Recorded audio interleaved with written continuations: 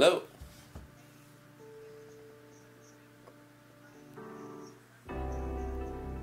Okay. I'll go look for it. Alright, let's see, bye.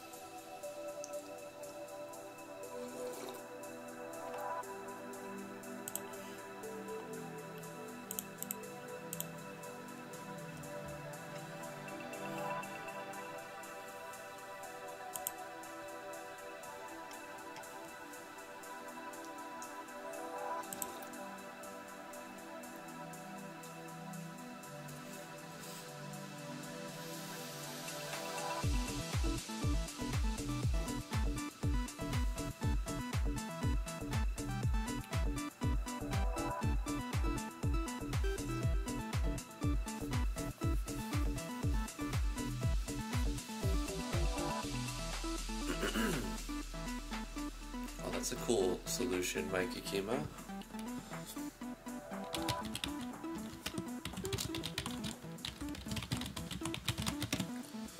Okay, let's get this link posted.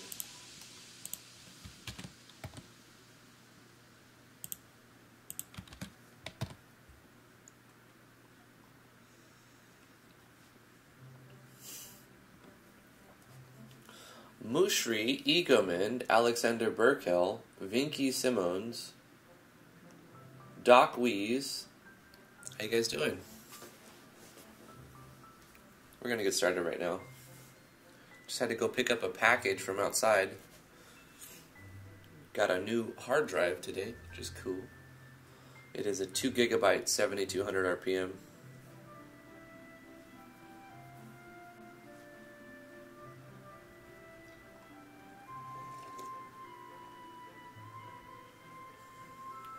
I was finishing my Photoshop automation, 6 hours and finally done. Whoa. Did I say 2 gigabyte? I mean 2 terabyte. It's an ancient device.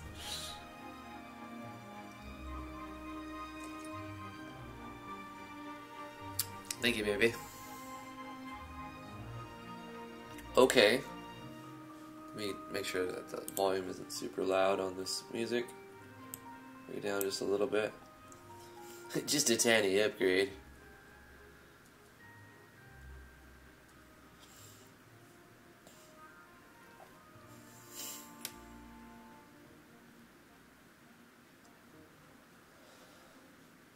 Alright, let's get started.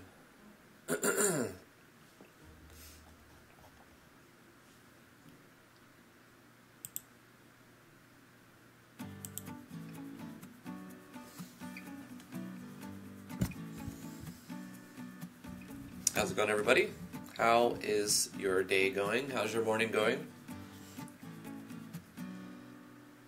Hopefully everybody's having a fantastic morning. I'm getting my coffee down. Cheers, everybody.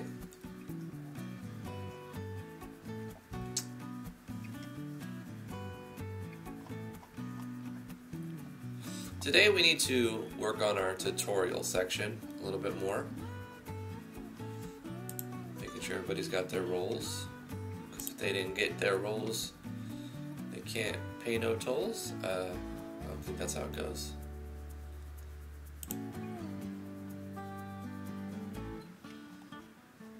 Link is in the description below if you'd like to join the Discord server. Lots of cool stuff. If at the very least a place to advertise your things.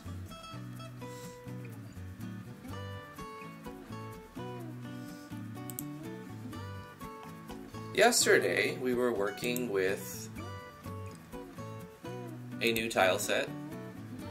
We're working with Arkea's Visu Stella tile set, mixed in with some FSM and some other default stuff, but mostly Visu Stella. And we were setting up the database, but some people told me, and Arkea also let me know, it does have a sample project.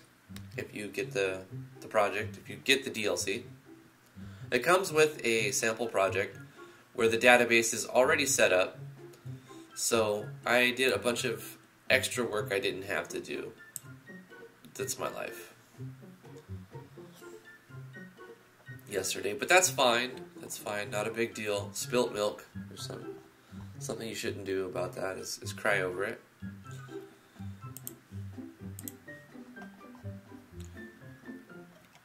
I did like what we created, and I think it's a nice beginning area for the player to get used to the system. So now we need to add in a bunch of information that the player can access.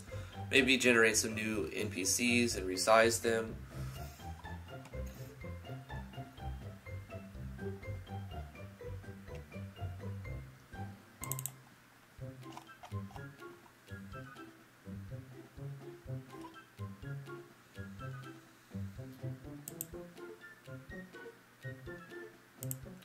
For now, I think I'll let the player turn on or off the burp sound effects from this menu. So we'll show choices here. Turn off burp noises. Leave or turn on noises.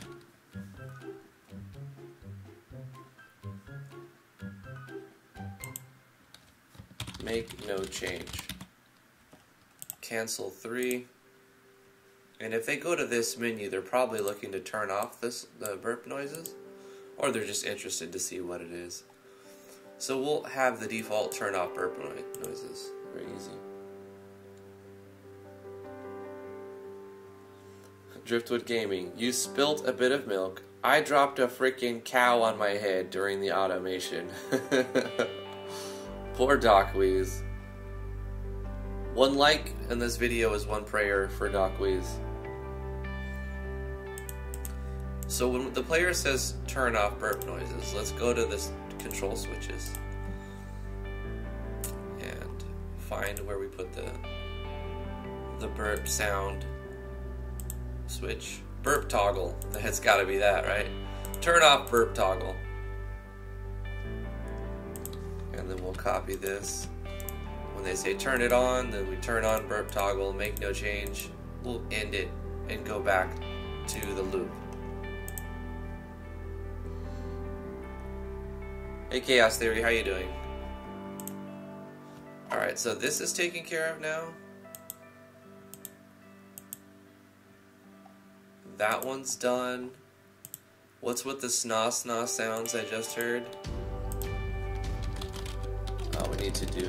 We need a face. We need a face graphic for Teddy. That's the victory music effect. all mouth crafted by the dev.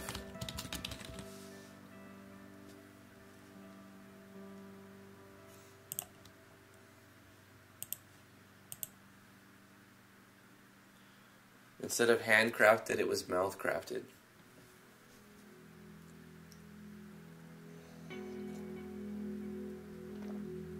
What other gold blazes do you know? We have plenty of gold blazes. We have the gay gold blaze. We have super gold blaze. We have super ultra mega gold blaze. There are a lot of gold blazes in the Discord.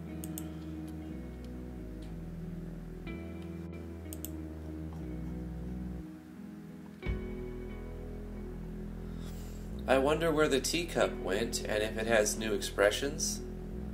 The teacup is still a thing. It's in the game. It's in the graveyard. And we're going to make a system at some point where she pops in. But it's up to RNG when that happens. Ikuman says he's back in game dev. Alright, nice. Did you have a good break? What are you working on now? I blame Lumi for that gaffe. Lumi's the one who started it.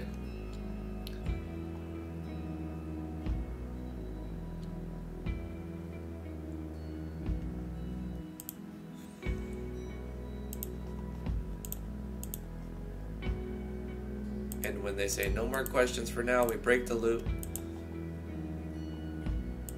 And then when walk around the classroom, that'll be it. So we can test all of that as well. But let's do some more stuff before we do our beta test. A survival game, but I don't know how to make a building system. Well, that's pretty vague, right? A building system? I don't know how to help you with such a vague request. How do you make a game? Like, well, it's not just one answer to that, right? Has to be something very specific, and I'll try to help you. You have to think of all the rules that you need to follow, and all of the instances and if cases. And the more you have it mapped out, the easier it is to create.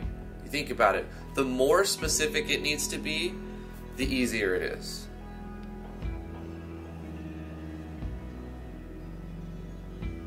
I mean, that adds complexity, but it's easier for me to make a tutorial on it because I know all the boundaries. Otherwise, it's so vague and wide that I don't know where to even start, or if what I put my time into is even something you're asking help on. So,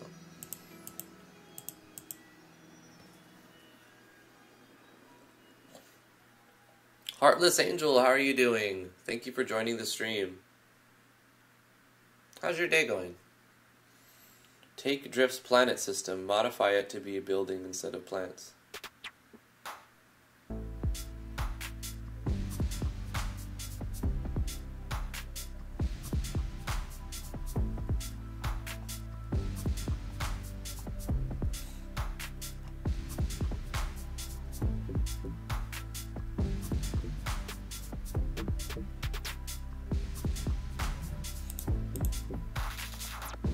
Let's add some functionality here for this.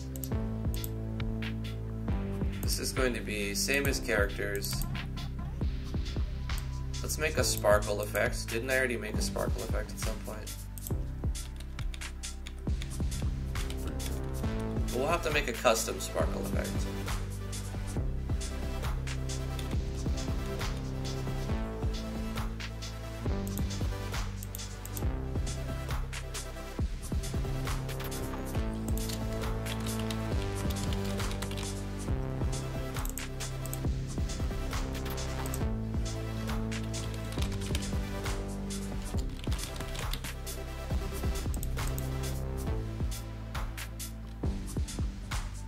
We don't actually need a choice. Let's just do a shot processing.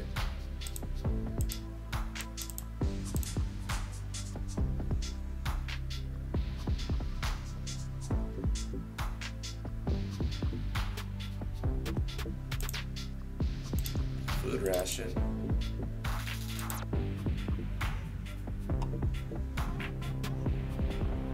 A ripe orange. Fresh apple.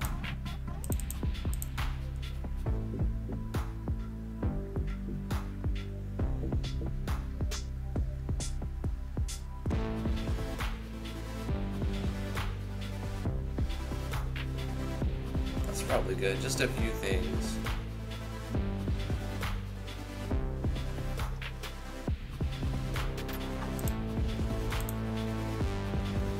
Purchase only here. And then right here, we'll have another one, where it just sells water.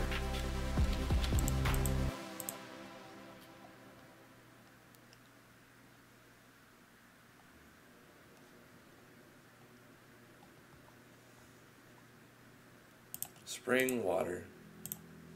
And I want to have an infinite source of spring water, but where it checks to see if the party has a single one, and if they have none, they can get another one for free. But if they have some, they have to pay to have multiples of it. So we'll make a spring water dispenser. It's a water fountain. Let's just say fountain. Water cooler.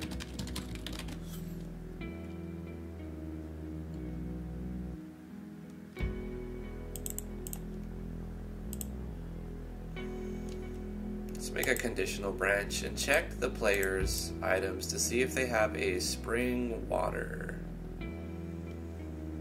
If they have a spring water, then it's going to say you currently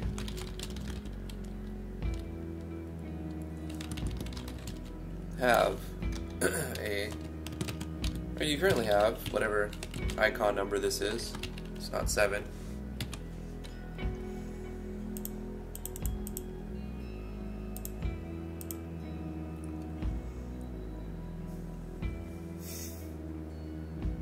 Where is it at? Spring water is 27. Okay. Might as well select it. We're going to need it at some point.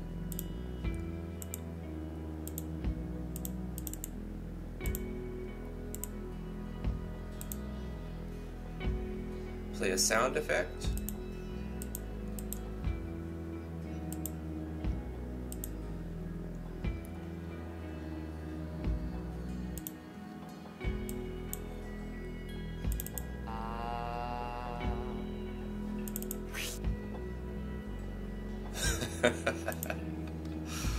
Yep, and tell the player they got.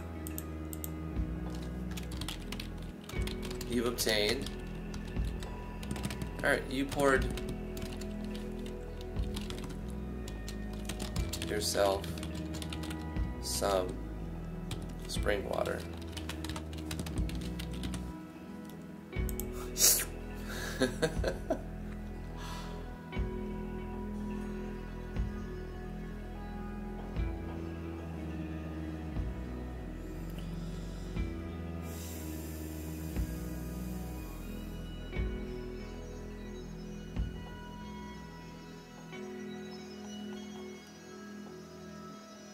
What kind of demonic cooler goes, ah? Yeah, that's not actually a thing right now. It's going to play a slurp sound effect instead.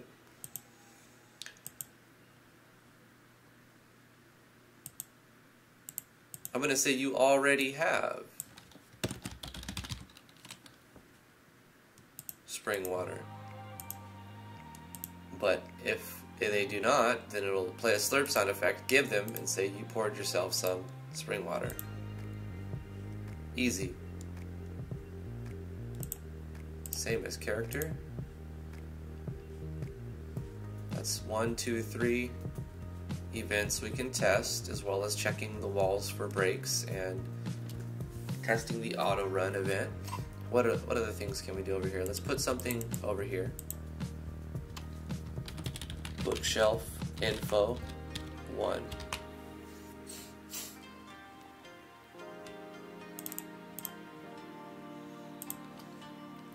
What is something informative for the player?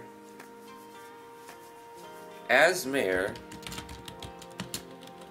you may change the name of your town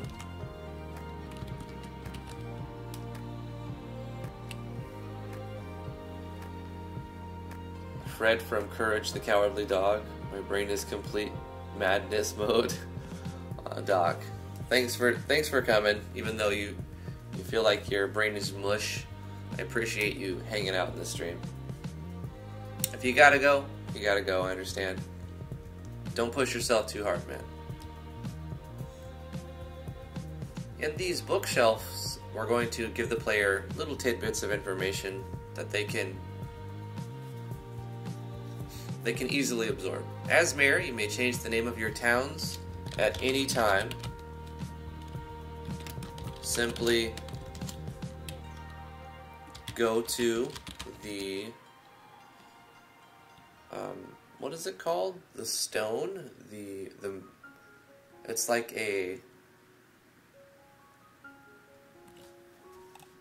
not a gravestone, it's a monument. Go to the town monument and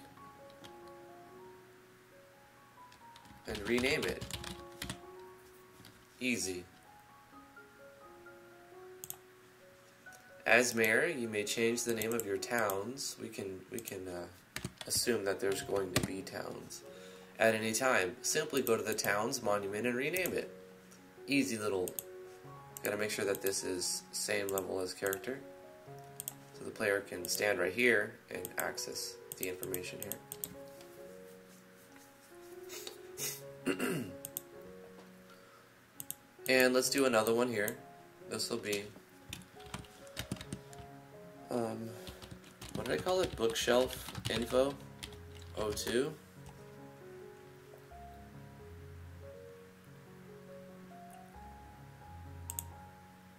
They didn't change the oil cap after doing the oil change? What?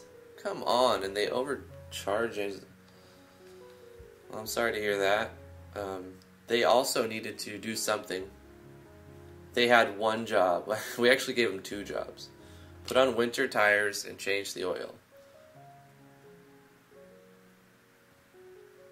And they forgot the oil cap. I hope they didn't lose it.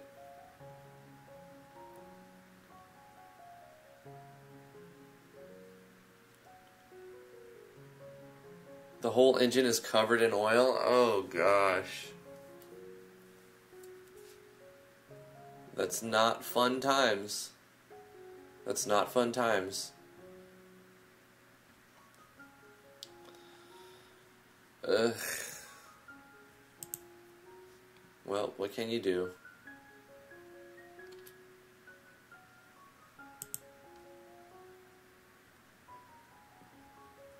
You know, when we got home, I smelt oil. And I'm like, I can tell they changed the oil because I smell it. But in hindsight, I shouldn't be smelling it unless they spilled it or they left the cap off of the engine. Idiots. Idiots is what they are.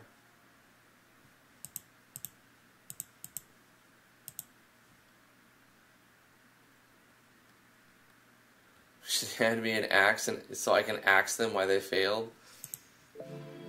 I don't know. Because they're incompetent, apparently. You know, they charged a lot for it, too. Should have just changed the oil ourselves. I mean, we went in to get the tires switched because we had new tires, snow tires. And we're like, well, we need to change the oil too. Let's have them do it real quick. Easy, right? Let's save us some time. But if I would have known, we could have just changed it ourselves. I mean, that wasn't why we went in to get an oil change. That was just like a secondary thing. Well, whatever. I'm done crying over it. It sucks, but whatever. What other information?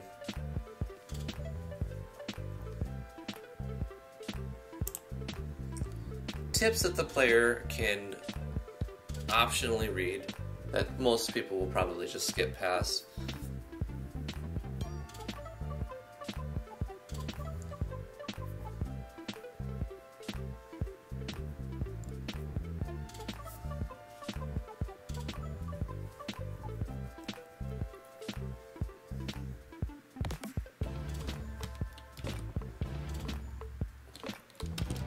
many of the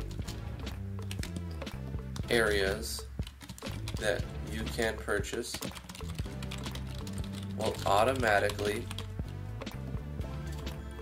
generate items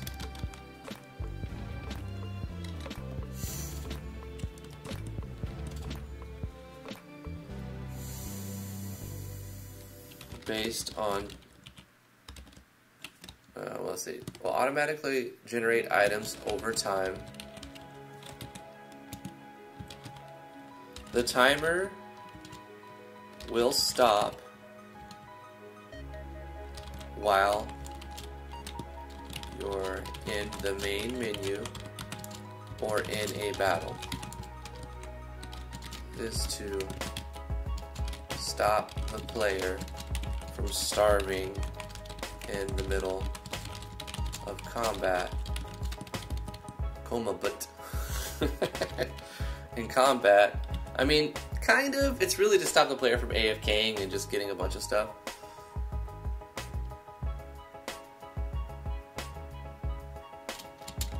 As well as provide a pause function.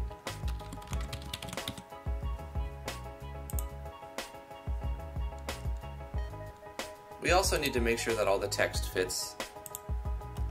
I think there was one show choices that I needed to remove or truncate.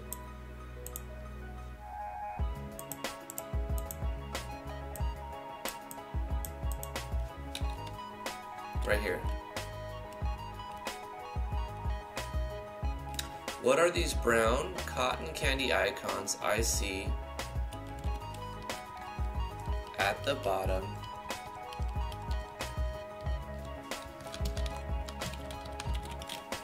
of the screen? Right, that was too long if I remember correctly, so we'll fix that.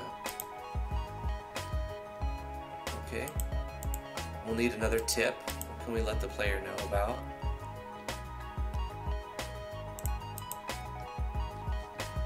Bookshelf info 03. What is the size of an MV sprite? It's 48 by 48. The icon set is a collection of 32 by 32 icons. A full 4-direction sprite sheet for one character is 144 by 192, right? Because you have 3 columns and then 4 rows.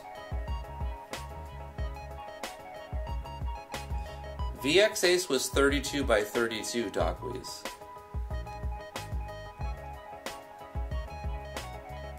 Still very cheapy.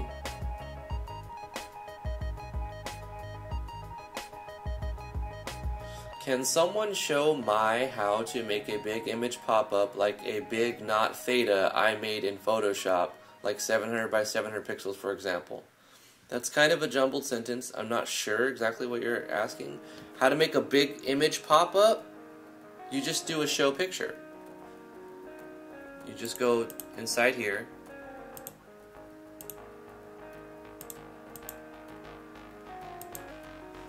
Under tab 2, you see show picture. You give it a number. You have to allocate a picture. Every picture is going to get like a section in the memory, right? And you have 100 pieces of pictures you can put up.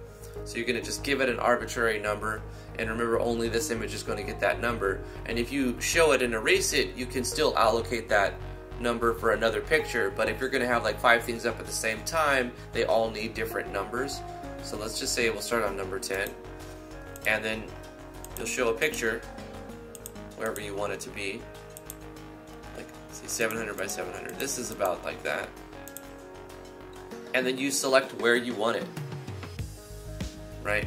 You can say the exact X and Y location. X is this way, left and right, and Y is the up and down. You can rescale.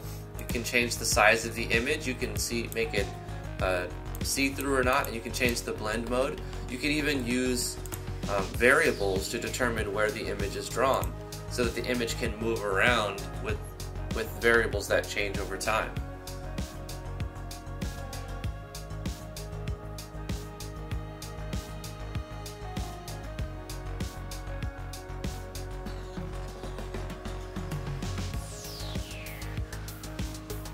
Anyway, hopefully that helps. We can let the player know some of the places, some of the buildings, I guess, businesses you may own require specific items to keep them running. They'll automatically stop working if you run out of those items, but they'll restart. However, if you get the items they require, they'll restart automatically. So that'll work. That'll be another one.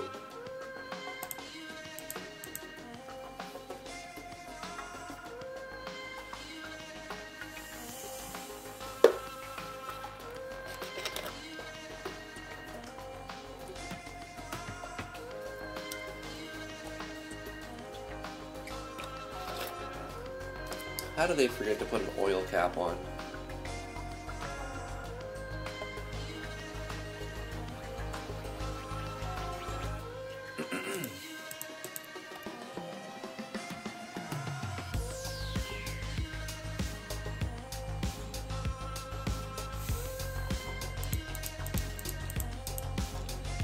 Okay, we have one more spot here and then 3 spots here for tutorial tips. Let me rack my brain for some more information that the player may not automatically know.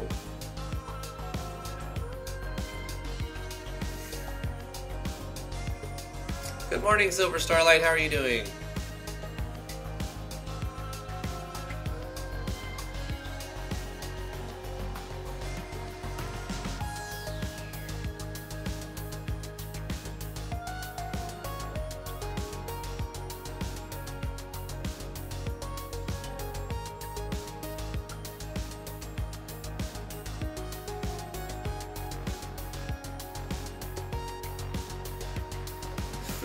Hand them a checklist.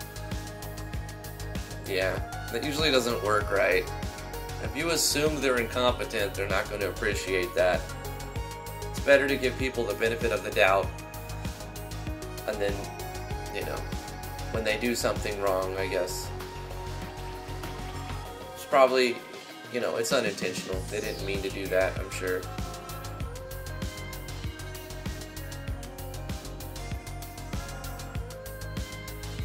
It's frustrating, but what are you gonna do? Why haven't we shook the water cooler yet? Why do we need to shake the water cooler? Do you ever do that in real life? Is that a reference from another game? Is that an Earthbound reference?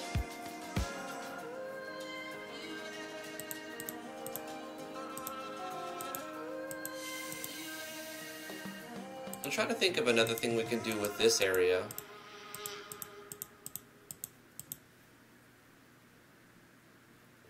To get shook water. Okay.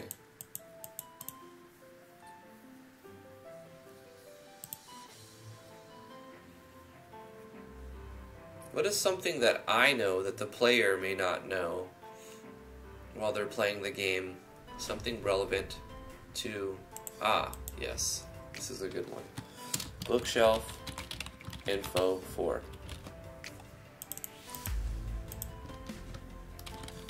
Your house and the town can receive many upgrades and additional features that are not available at the very beginning. In order to get let's just say rescuing or finding the right people will unlock new features and abilities, I guess. Sure.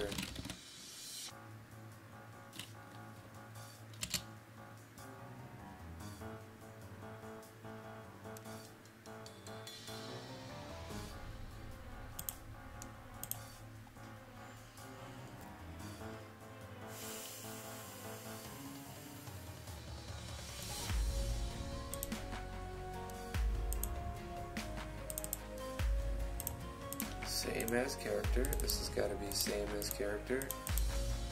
This has got to be same as character. And same as character. Okay.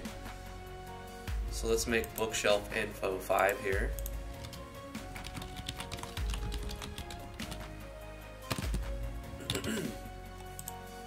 Alright.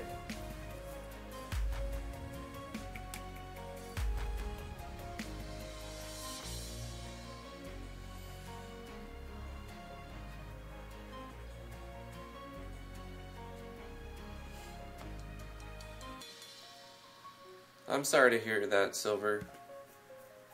Hopefully it works out. Just do your best and keep your dignity, and that's all you can hope for things to work out.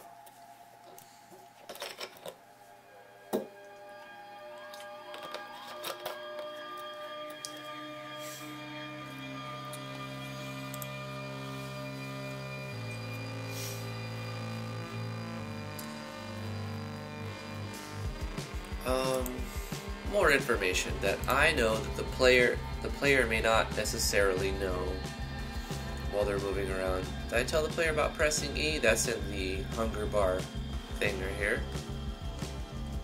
To eat,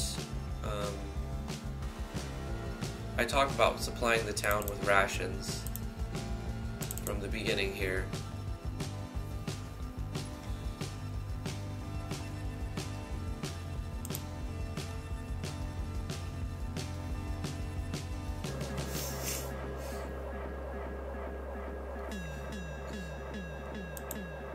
We can let the player know that there's an automatic generated random dungeon. But I gotta be careful how I word it, because it's not procedurally generated. It's just picking from a list of handcrafted.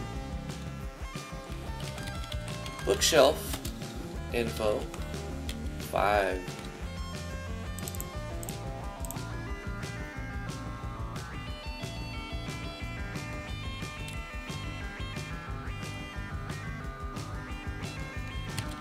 If you enter the cave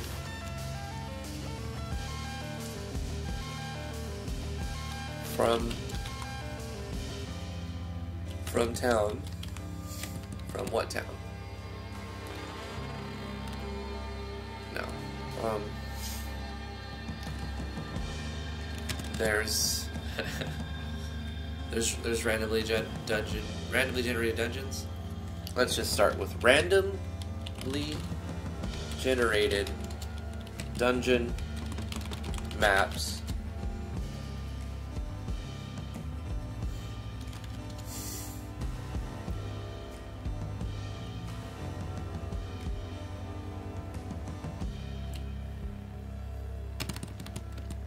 That's the ending of the sentence.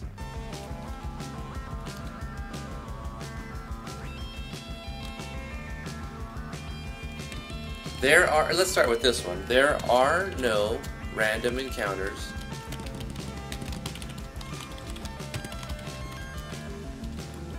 But all treasure chests, not all treasure chests, but all of the treasure chests inside of the randomly generated dungeons, but all of the treasure chests inside the randomly generated dungeon maps are guarded by by creatures, by enemies.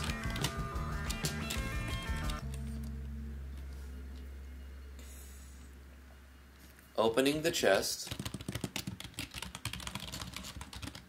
will start battles.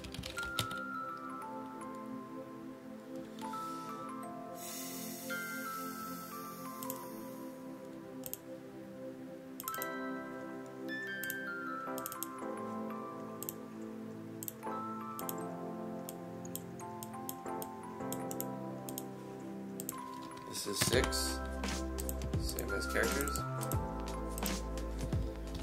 As you proceed deeper into the dungeons, the level of the enemies that guard treasure chests also increase. Proceed with caution.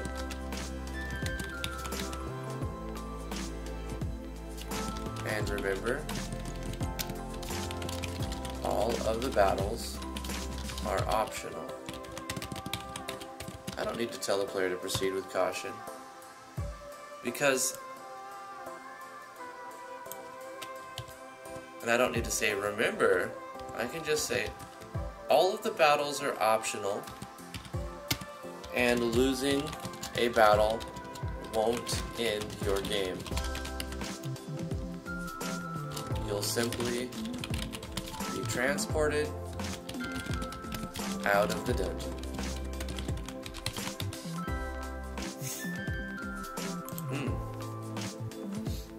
Right, and then we'll do another one.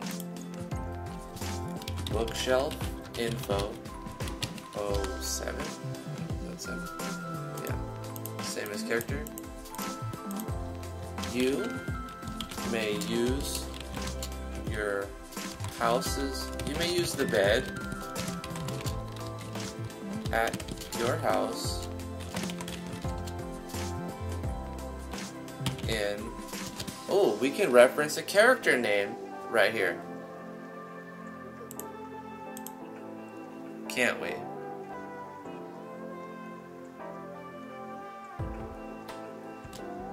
Do we have to put character? See? Because the player will name it. You could use your bed at your house in blank town, whatever we call it, at any time to recover your strength, your HP.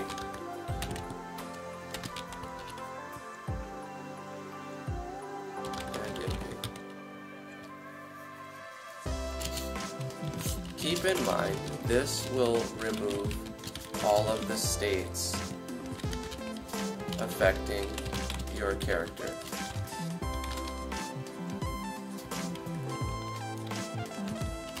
Even buffs.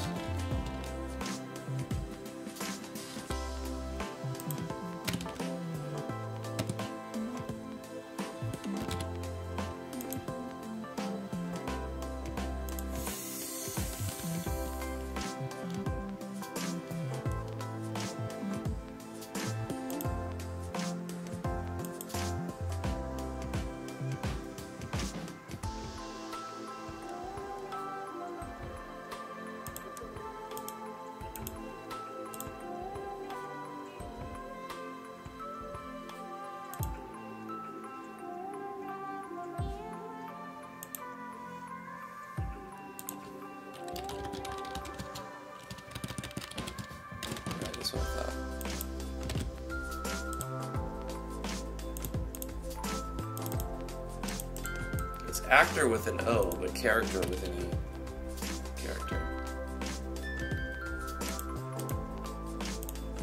Also, let's look at... Default town is 2, so we're going to reference 2. And I don't think it's C, I think it's N for name, right?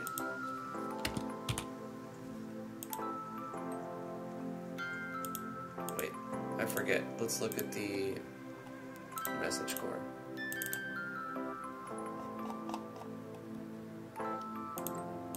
Replaced by the name of the number actor. So /n for actor 2. N and then brackets for 2. So we're using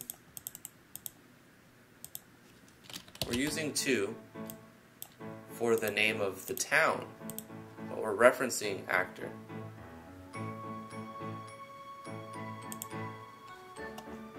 So over here we let the player know that they can rename their town, and then by the time they get to the end, if they read all of them, it'll say your house in default town, so that they're gonna know.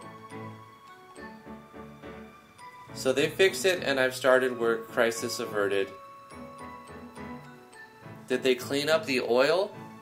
Did they at least wipe down the engine? I'm sure they did, right? That's good to hear.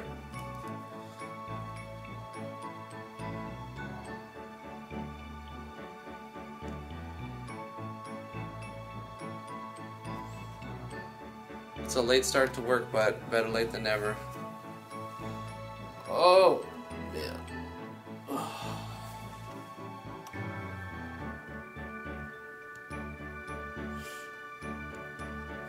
They degreased and hosed it down.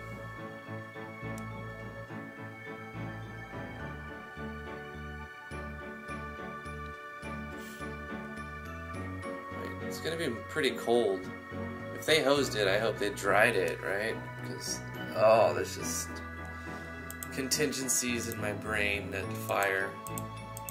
How one thing can...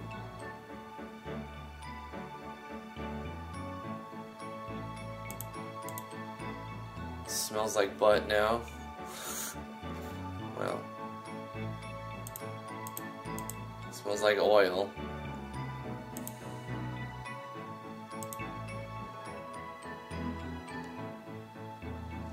Alright, so we've added some information, arbitrary information on each one of these for the player to look at. We could have some NPCs here too. Let's put some NPCs in here. Who's gonna be right here? Bubbly Oasis. It's gonna be right here.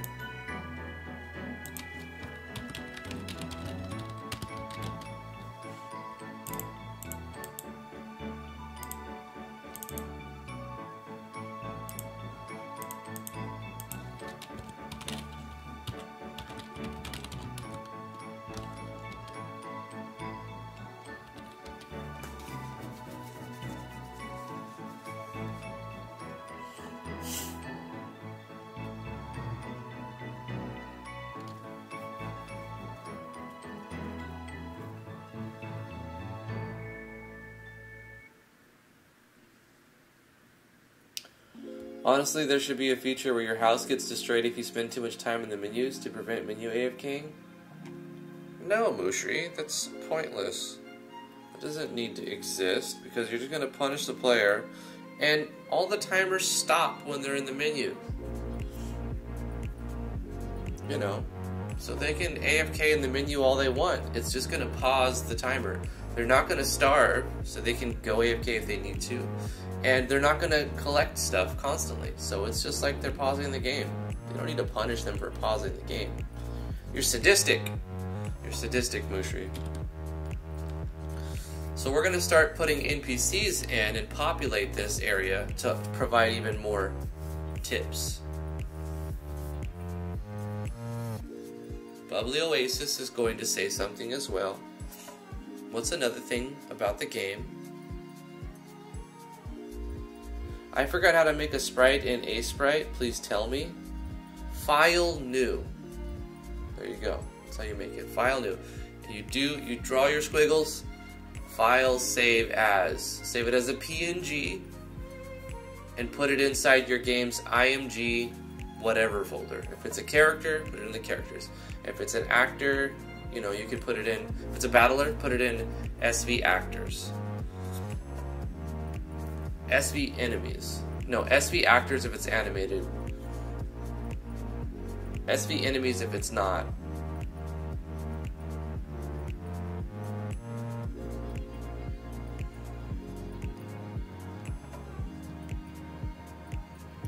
know how to make a sprite sheet, File, New, and then you're going to go 48 by 48, okay?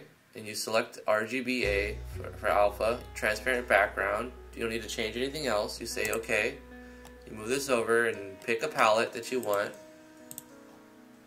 And once you pick your palette, you do your drawing. This is our guy. Woo! Right? Then we're going to right click and say new frame. This is the next frame. And you can change it if you want. Now his arm goes out to right here. His legs go down like this. Right? And you file. And you can do this up to 12 times. But let's just do, like, say we just wanted to have one image. But anyway, let's do 3, because we'll do File, New, Frame. Now we're animating him. He's going to go down like this, and his arms go like that.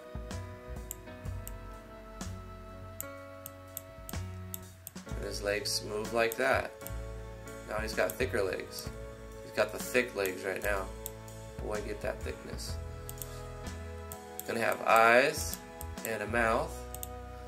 Eyes and a mouth. Eyes and a mouth. Obviously, you'd want to make them match. But this will animate. He's animating. He's got a big head, too. Let's move his head around a little bit right here.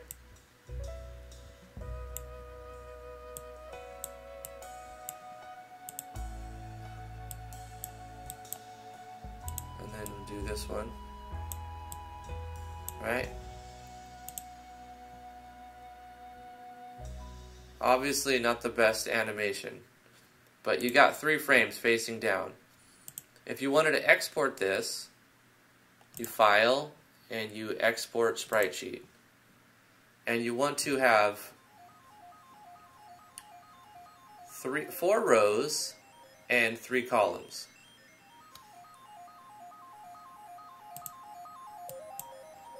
Three columns, 4 rows.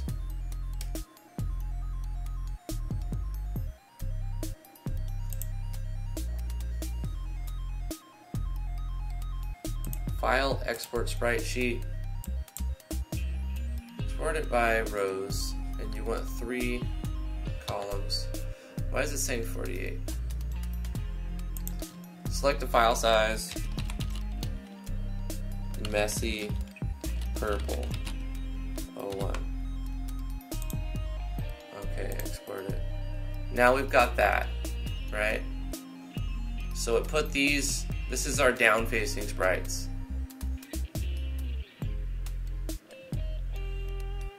If you want this to be like a sprite sheet where they all, like, you repeat the process, right? And you're going to combine them. You would have 12 frames. You'd have the ones where they're facing left, the ones where they're facing right, ones where they're facing up. The easy way is to draw one and then make that one image a sprite. But you could go in and edit them as well if you wanted to. Go like this and then just move them up so it animates where it moves up and down.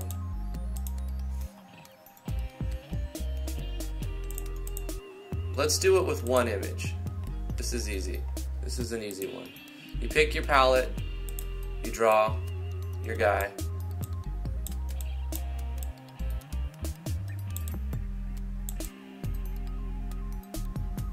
Man, this is awesome, awesome art. Got his hands. Yeah, boy.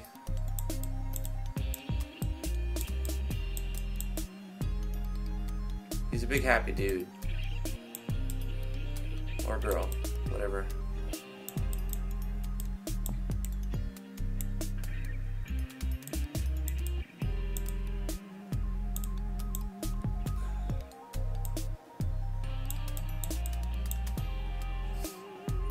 File. Oh shoot. Dang it. Bring this back up. Click File You definitely don't click X on the other things you have running on your other window. And you export sprite sheet. And you're going to export this. Oh wait, first you need to have it 12 frames. So we're gonna press Alt N and get this to go to 12 frames. Are you listening, Mushi? Or who is it? Ikumin? Is it Ikumin?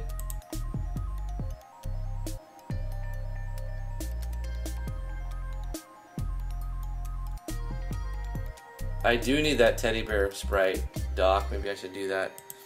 Anyway, you're gonna do this until you have 12. This is to make it so if you have one image that you want it to be a sprite sheet. Okay, so you've got 12. And then once you have 12 images, 12 frames of the same image, you hit File, Export Sprite Sheet. You're gonna say you want to export it by the sheet type of rows, and you want to have 3 columns, and the width will be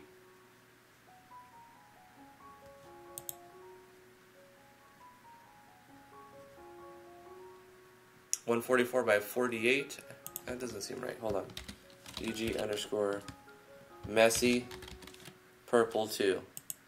Oh, this is messy blue. Blue 01. Okay. Export. Yeah, just like that.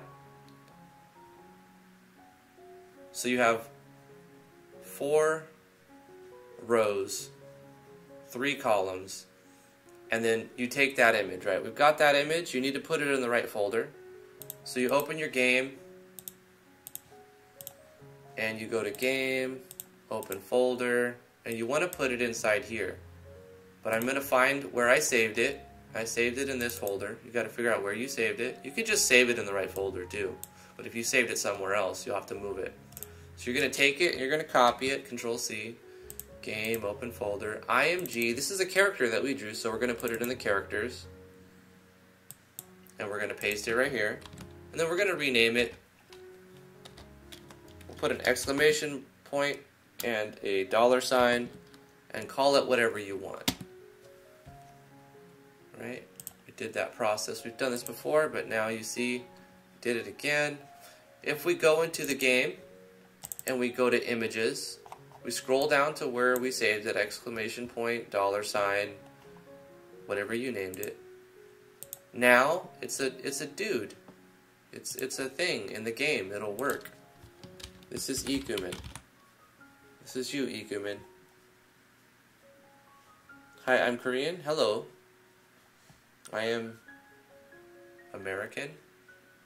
I am a New Yorkian.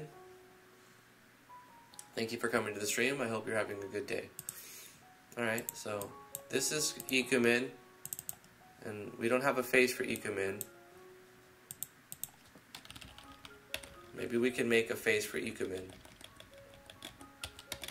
Let's make a face for Ikumin. That shouldn't be too hard, right? Let's get the dimensions of the faces. So if I go to RPG Maker, MV, Natural Explorers, IMG, Faces, I'm presented with, your standard size. So I can look at the dimensions 576 by 288. So I'm going to go File, New, 576 by 288. Now these should be divisible. 576 divided by 48. And then 288 divided by 48. Right?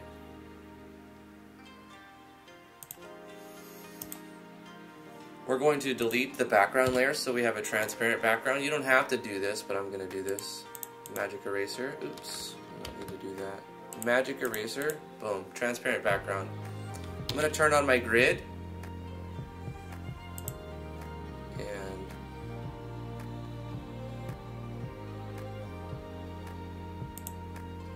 And put this to 48 instead of 32. And now, did it do it?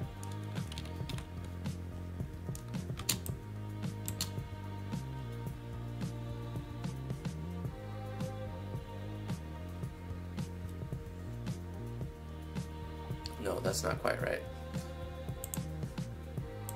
288, if we wanted to divide that into 4, 72. So we'll change it to 72. That's what we're going to use for this.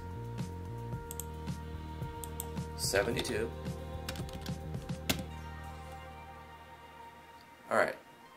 So this is a face, this is a face, this is a face, this is a face, this is a face, etc., etc. Go to A Sprite. I'm going to zoom in. Oh, dang it.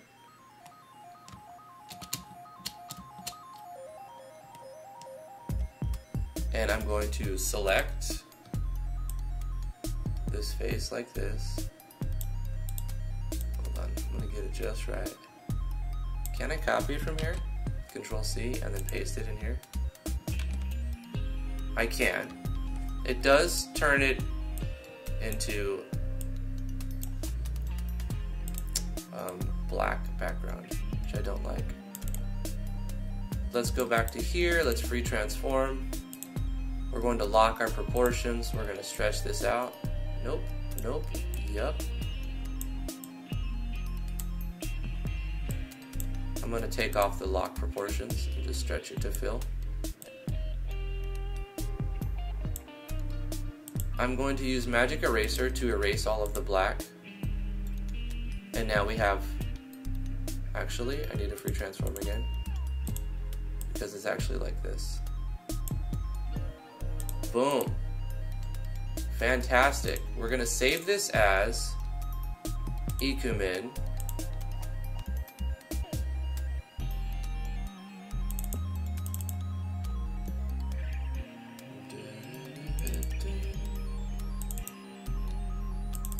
Nope, this is going in faces, because it's going to be faces. So we're going to select PNG file. I'm going to call it Ikumen face.png. Yes. Now, if I hit OK, save, and I look at this event again, I can show text and have Ikumen's face. So Ikumen's face is going to be here. We can even draw his name. Hi, I'm Ikumen. Do you like dinosaurs? I like dinosaurs.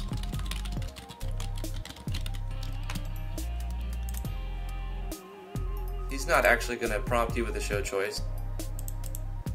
That's fine.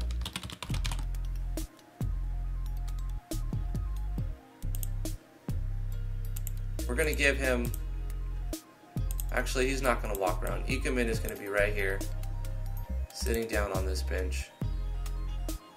We need to do some beta. We need to test this event, make sure all of these fit the text correctly, test our auto run, see if we could walk through any walls or on the walls. New Discord emote incoming, maybe. I need to go back and see if I miss anything.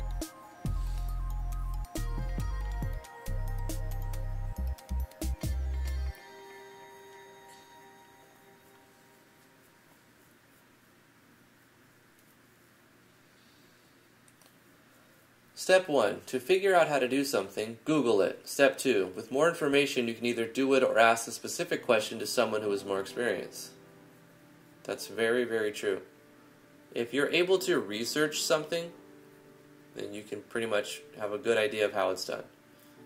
Your skill in researching should be like the #1 thing that you learn, you know, from any school that you do, is learn how to find answers. Don't learn what the answer to this and the answer to that is. Learn how to find answers to problems, and then you're doing something right. Because then any problem that you inevitably encounter, you'll have an idea of how to start the process of finding the answer, aka researching the subject.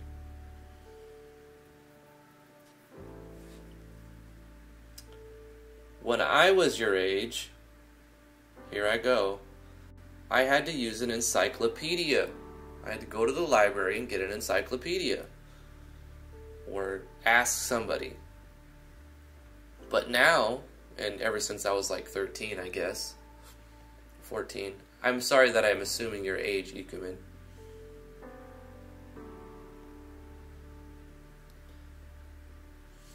I was lucky to get the internet around the age of 13 or 14. But there wasn't a lot of people who had it at that point. It was a dial-up modem. You had to literally, like, dial into a server from a phone line, and it would tie up the phone line. It's fantastic. Great technology. One time I had like a $400 phone bill because it was a long-distance number that I was dialing into. It wasn't just me, though. It was a group effort of people doing it, not knowing it was a long-distance number.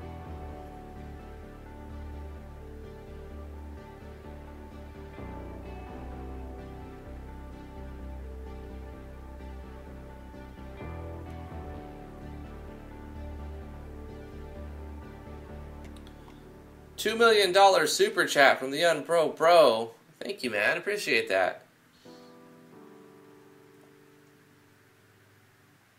I had $4 left in PayPal, so yeah. Dude, you're too kind. You're too kind.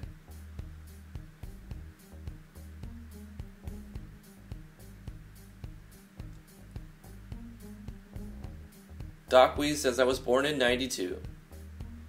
With a PC in front of me, and I will die with an AI burying me. You know, that's probably not too far-fetched of an idea, an AI burying people. Some mechanical device that is powered by artificial intelligence to lower you down, lower a casket down, or something, you know? Or maybe it will, an AI will be the thing that's incinerating you if you want to be cremated.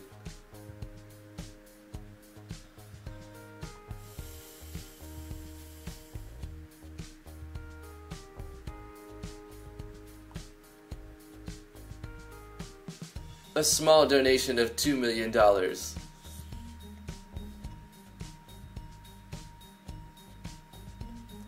Silver Starlight, how to do the generation thing, says Doc Wees. Wait, let me scroll up. Did I miss something? What generation thing? I have a question. How do you get character parts that you've downloaded from the RPG Maker website to work properly in the generator? I'm gonna have T show you that, because she showed me, and I'm like, oh.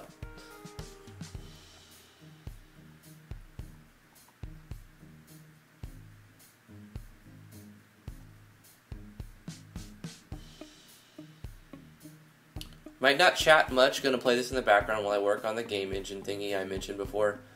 Yeah, that's gonna be cool, dude. I wanna see your game engine when you get it into the beta phase. Like, I won't show it to people if you don't want me to, but I'd love to just check it out when it's got some kind of functionality. Unless you want me to show it, and then I will advertise it for you.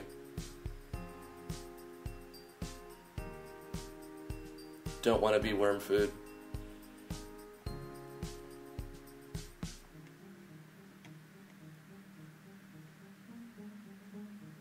I can show anyone. You'll send me when it's remotely functional. Sweet. That's cool. How can we make monsters evolve Pokemon style in a game in battle? Like, Demon Chaos Theory asks how to make monsters evolve Pokemon style in a game in battle. Well, you can use enemy transform if you mean like enemies evolving. If you mean like Pokemon style, your enemies, your characters, your actors evolving, you just do conditionals probably.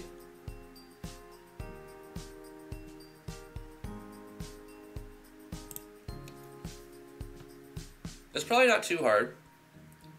You'd have to have multiple forms, like... Didn't we do something like this before? With Dino 1 and Dino 2? Now, we did something else with Dino 1 and Dino 2, but we can use Dino 1 and Dino 2 as an example for two different actors. This is Dino 1, and when he evolves, he grows hair on his head. You would probably go to Troops, and you would set up some conditions in here. Omni Slash. You made it! Well, better late than never, Omni. Thanks for coming to the stream. I hope you're having a good day. Getting extra sleep isn't always a bad thing.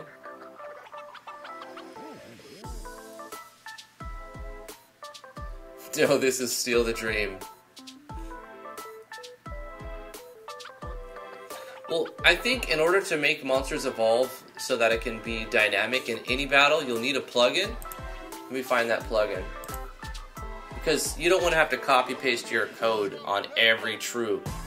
So Yanfly made a plugin for that. So let's go to yanfly.mo/yip. Yip. Go here, we'll press Control F, and it's like troops, something, base troop events. Yep, you're gonna download base troop events. Do I already have it? I haven't used it in a while, but it's whatever. Let's go ahead and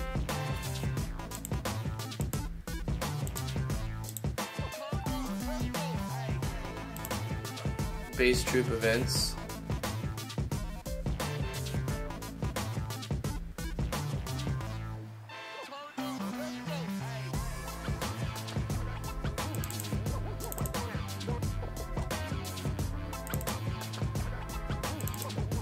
Put it in your JS plugins folder. Okay, got it. Go to your plugin manager.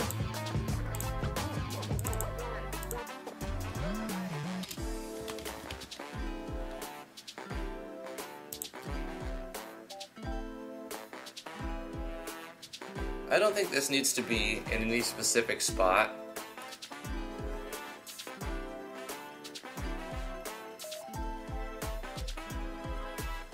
I think we'll put it under the battle engine core though. So let's go ahead and go up to where we have our battle engine stuff. And at the bottom of our battle engine stuff, we'll put our base troop events. It may need to be lower. We can always change the position of the plugin. We put in a new plugin and it's enabled. Base troop ID 1. So this is going to be the troop condition that you use so that it applies to every battle. So you can design your evolve system on one of the troop events, and then it's propagated to all of the troop events.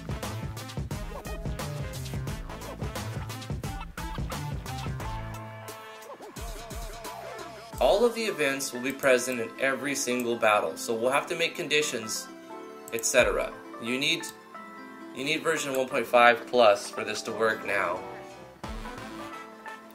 So we need to test two things. We need to see what we're using for this.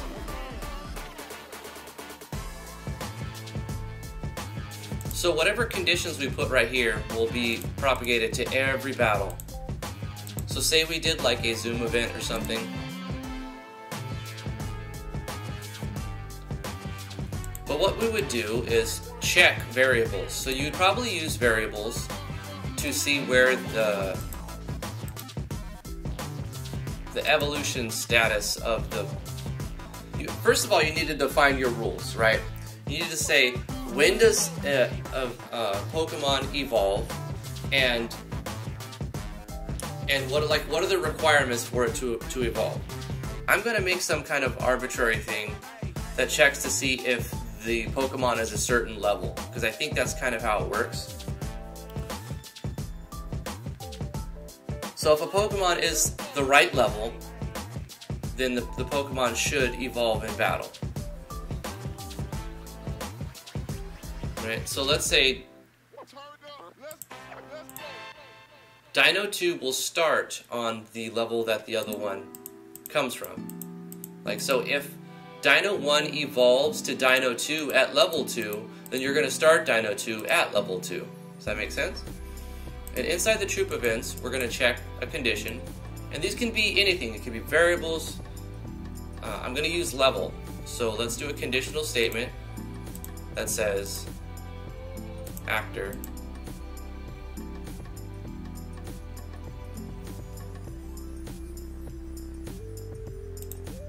Dino 1. Can we check level? Character, item, armor. Okay, if I want to use level, I'm going to have to do script. Now I need the exact syntax.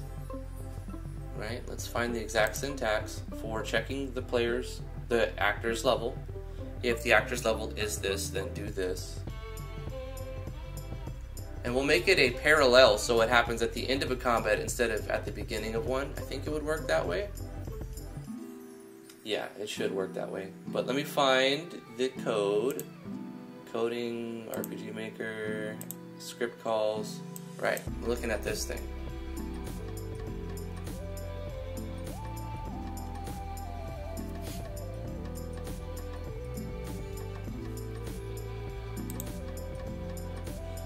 Game actors.actor, and then you put the actor ID dot level. We can use change level, but maybe dot level is the definition of it. So we're not going to use change level, but we're going to check this. So we might get a undefined. But let's start off with this. Game actors.actor, putting in the number, dot level. And then we'll put in the number we're checking for. It's probably wrong, but it might be right. $, game actors dot actor, and actor number, I don't know what it is, actor 5 dot level 2. I don't think we need to do an inline here. I need an else.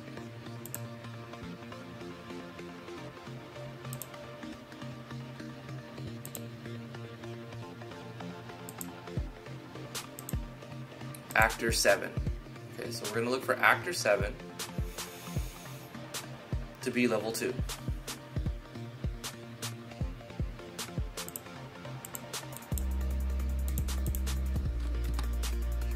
So if actor 7 is level 2, conditions, span of moment. The moment that actor 7 is level 2, we're going to do a bait and switch. We're going to show text and say Dino 1 has evolved into Dino 2. And we can play sound effects, maybe whatever we want to do. Flash.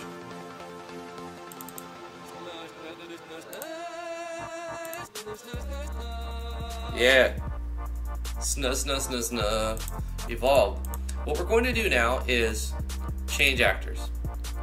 We're going to remove party members, Dino 1, and we're going to add party member, Dino 2. And we can initialize, but wait, no, we don't want to initialize.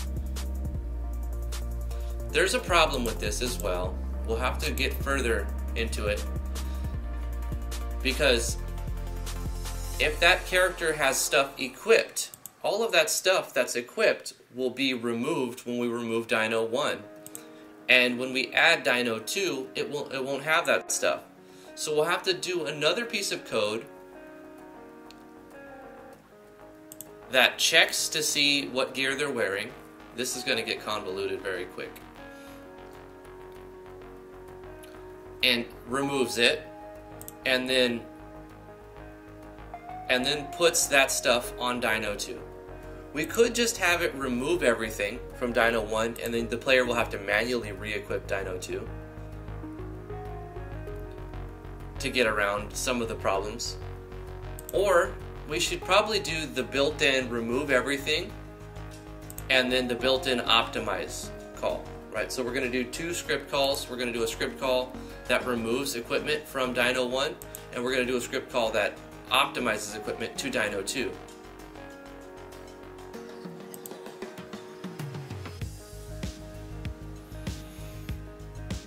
I should have kept that thing up, didn't I? Shouldn't I? Oh, I have it. Okay. Change equipment.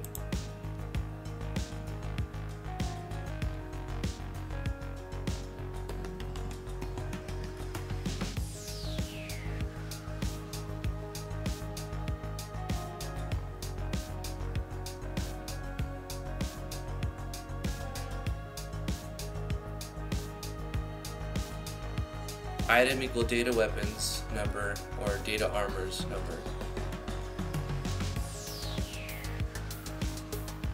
Maybe we just do remove equip for all slot IDs. Is remove equip a function?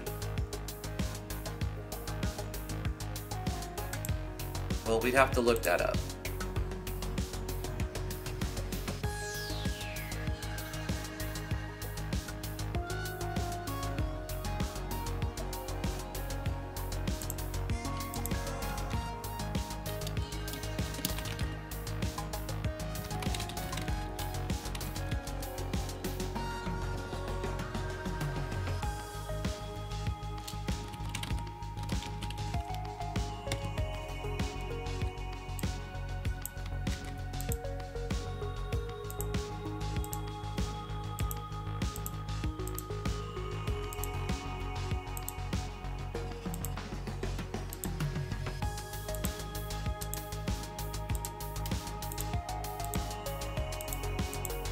Alright, let's try remove equip.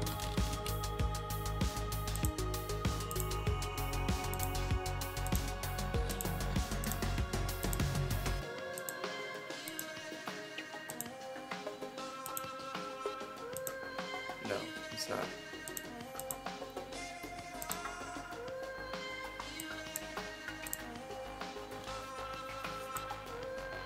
How many instances of remove do we have? Probably a bajillion. 60 matches.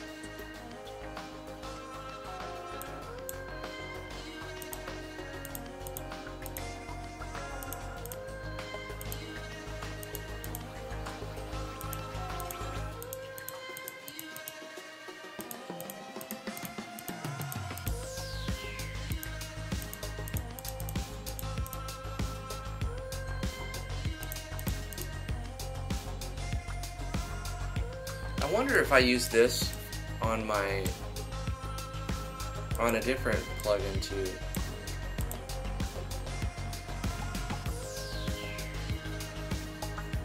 This is a problem with the show animation, place animation plugin.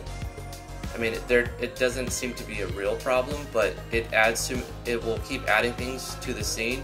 Only way to clear it is to change scenes. But what if I do remove as child method? Whatever, that's something different.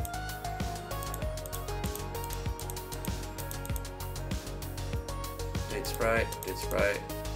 I don't think it's in core, but I'm just running through to see what's here.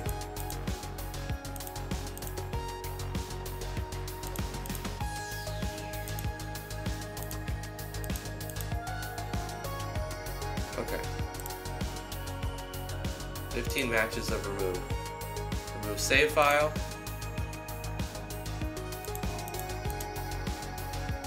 Remove item. This is all for saving. Buff remove. Remove current action, probably when you press escape.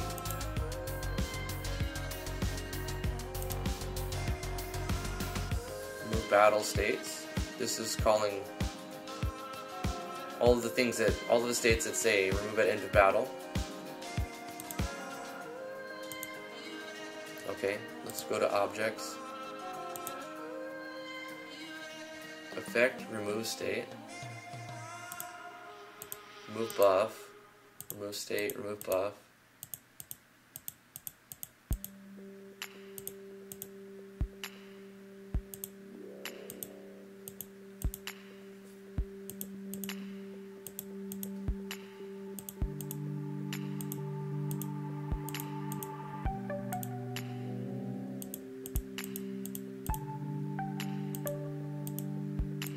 This is all on state still. Just looking for equip.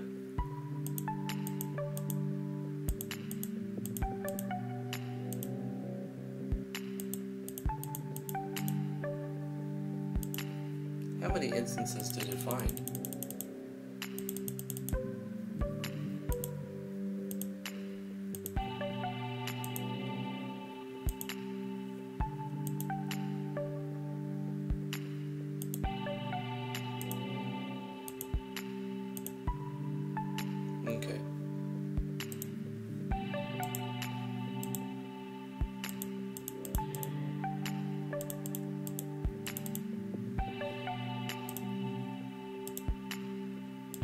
just for sprites, it wouldn't be here.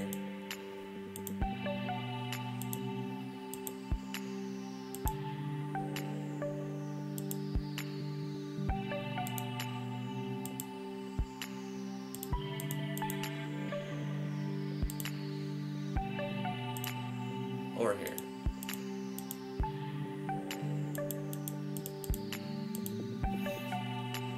Okay, what is the code? It would be like $gameactors.actor. And then something something. The method. I'm looking for a method name. So I can reference it. To just remove.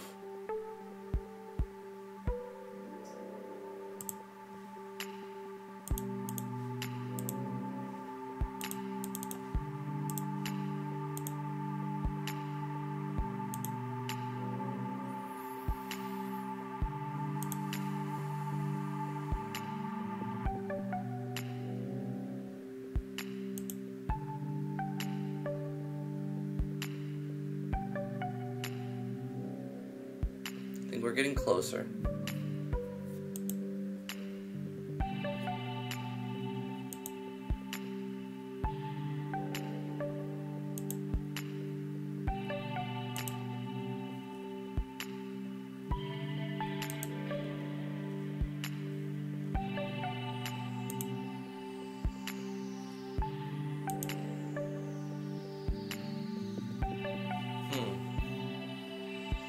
Game data operand function.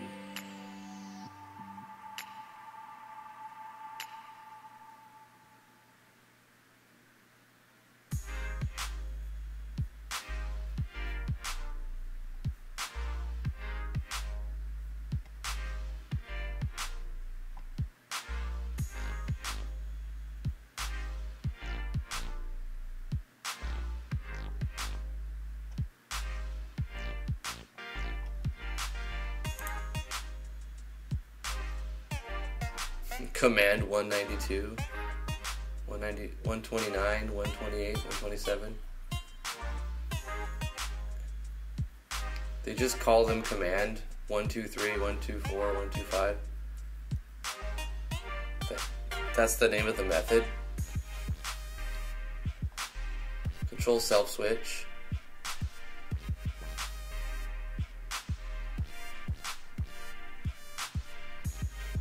Control the timer, change your gold.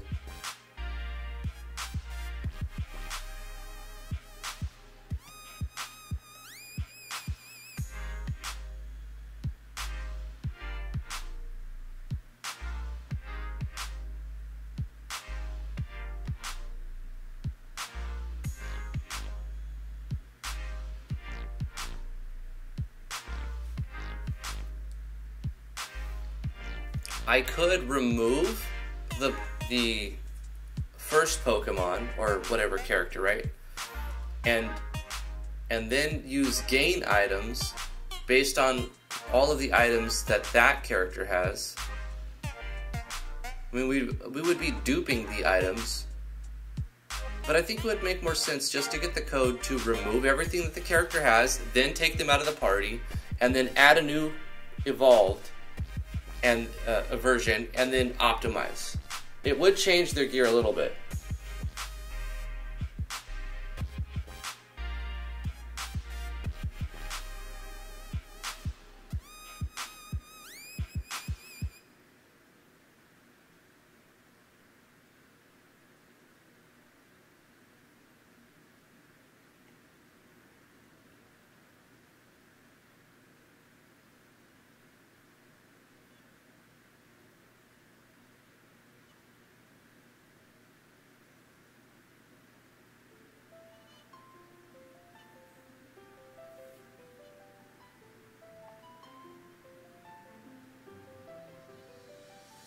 Hey Devin Scott, how you doing?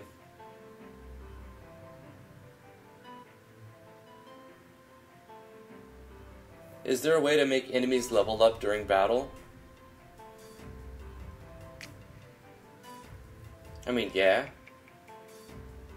You just kind of have to manually put that code in.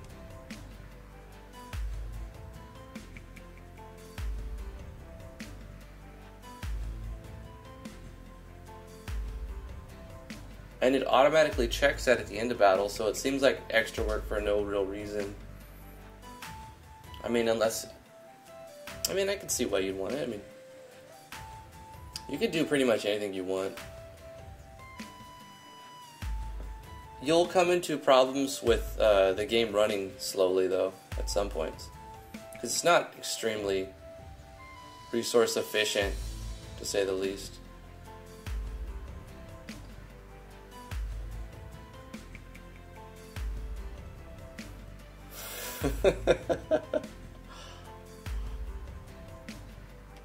Unpro with another $2 million donation, saying, I bet Devin won't donate more than $2 million.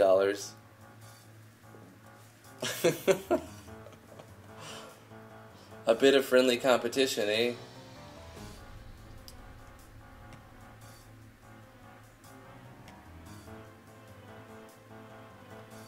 Yeah, I was kind of looking through some code, trying to find something. I'm still gonna do this. Yeah, you don't even need to donate, Unpro. I appreciate you interacting and just being here. You know, you're such a presence in the scene. You've been doing YouTube tutorial programming stuff for, what, like a decade now? I don't know, a long time. So it's really cool, because before I was even a YouTuber, I used to watch your videos.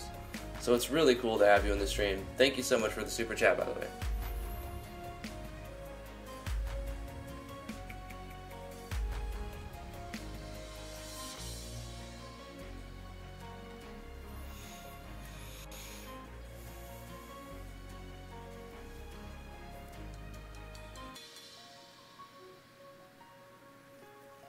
Right now I'm looking for a method that unequips the entire actor.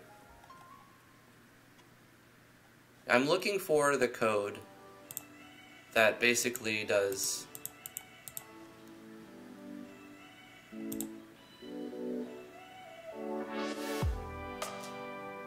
It's not these though. It's not the code that does this. I'm looking for the code... Hold on. Let me show you what I'm talking about. Maybe one of you know it offhand. It's not complicated code, it's just I'm having a little issue trying to find it. $10 billion. Gazillion, trizillion.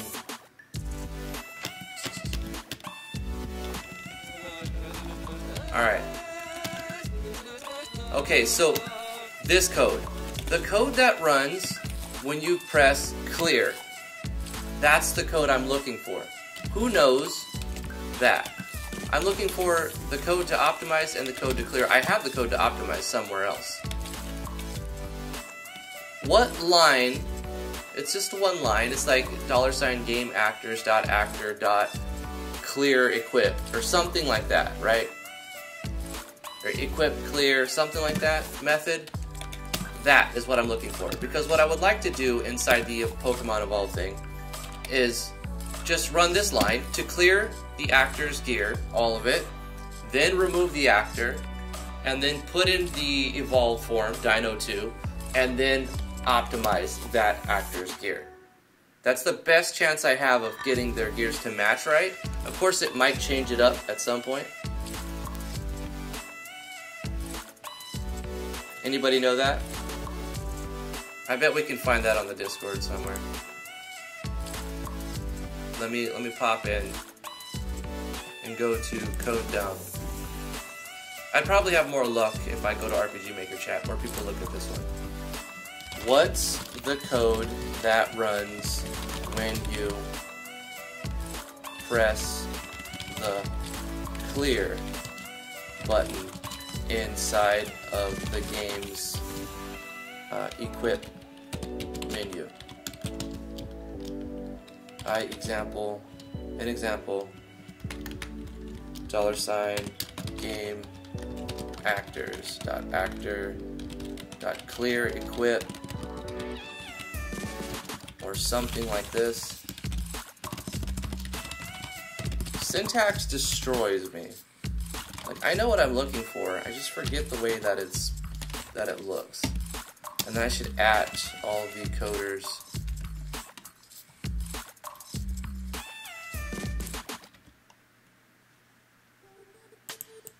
Oh, did I make them addable? I don't know if I made them addable. Mention.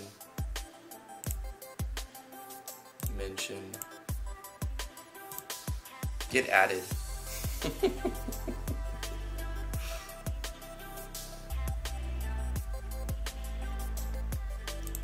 And it would actually be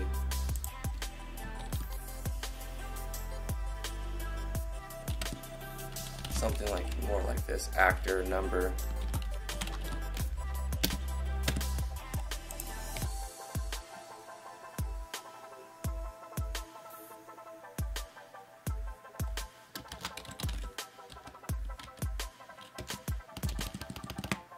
I didn't make them addable.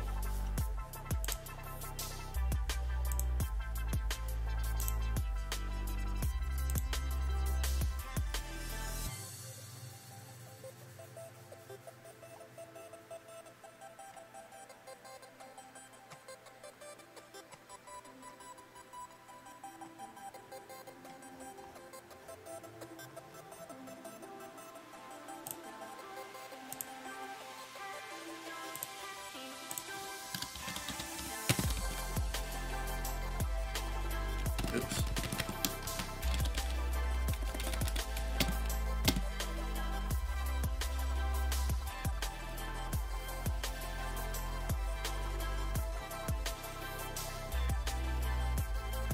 But you're the Encyclodrifticon. You should have this in your infinite wisdom. I should. Go Blaze, I should.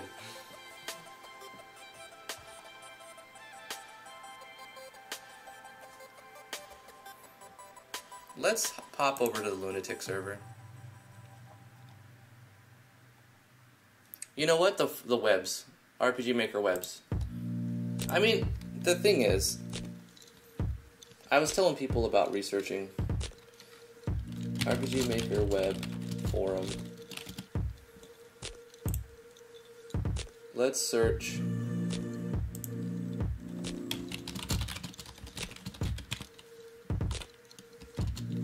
code to clear equip. I bet it's as simple as this.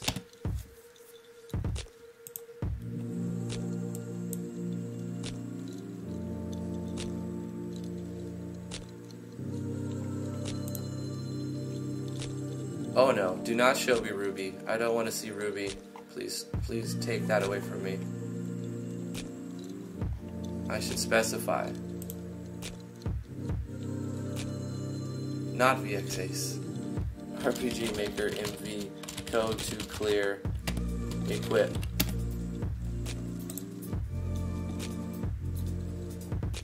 We're doing some research right now.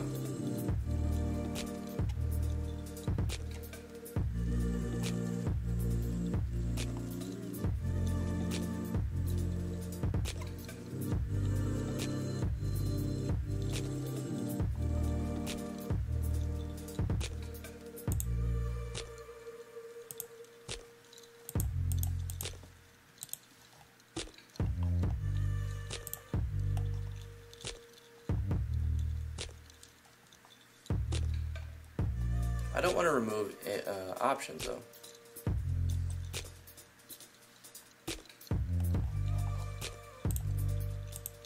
Code to clear equipped from actor. Let's be more specific. Yeah, script call. Simple script call.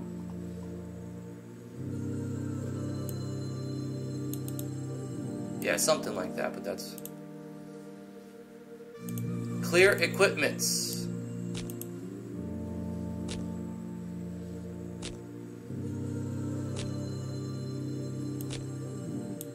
If you wanted to do it, just do a for loop. Yes, right. But I just want to be specific. Okay, we gotta like this comment. Thank you, Melina. Melina? We found it. It is this. GameActors.actor.clearEquipments. Something simple, right? It's exactly what I was thinking. So, back into the engine. right here, before we remove Dino 1, which is Actor 7, we got to do a little script call. We're going to go gameactors.actor.clear-equipments. We're going to change X to 7, and we'll do an inline. Then, so we've cleared the equipments. That means it's going to unequip it, so it goes in the player's inventory. We remove it, and then we need to do another script call right here. After we add a new party member, we're going to do a script call, and we're going to do probably optimize equipments. I'm going to just go out on the limb and say it's this, and we might get a problem here. This is going to be Actor 8 now, because we're adding Actor 8, which is Dino 2. Yes. So we're taking everything off of Dino 1, we're removing him from the party, we're adding Dino 2, we're optimizing his equipment if Actor 7, Dino 1, gets level 2.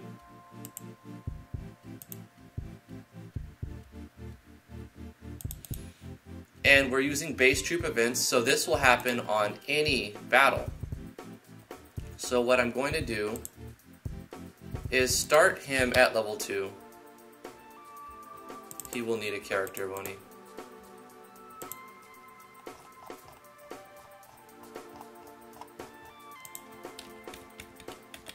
I mean, yeah, let's go like... There we go. We'll go with this one. And a battler. Did I even get the battler for it? I think so.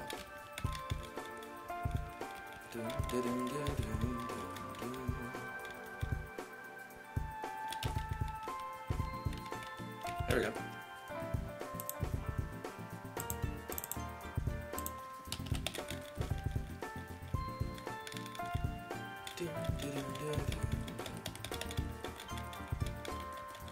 Where was it?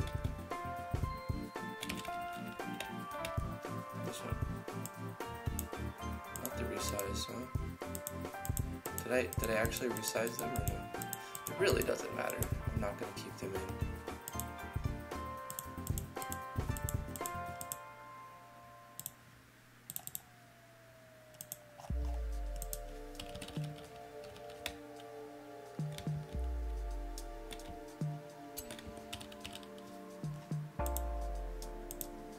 Okay, sweet.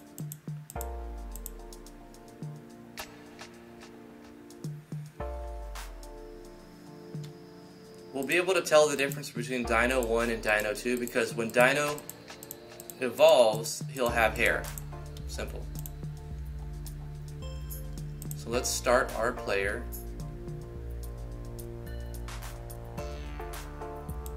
Let's start the game. In order for stuff to work right, we sort of need to go through the initialization. So I have an idea. We're going to use Battle Toaster as character 7 for right now. Let's go to our startup. We need to do other beta testing anyway, so might as well play around with this. When we say Battle Toaster, we're going to add Dino 1. Remove the starting placeholder. Text input. This is for 7 now. Actor 7.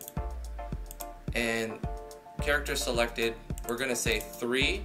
So it's going to make the character smaller, bigger, like not apply. So when we leave to the world map, it won't show Edmund. It'll just do nothing. Okay. It's a good thing I already had that set up, so I guess that paid off for this little tutorial thing. Let's do some beta testing. Start the party, the placeholder. We need to test the events in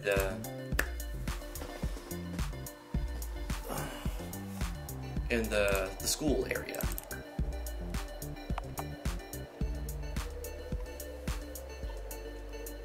Not ignoring you guys, just looking.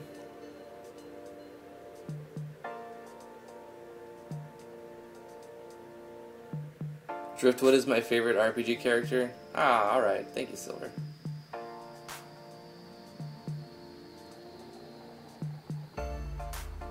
I like Edmond Skiff coverage.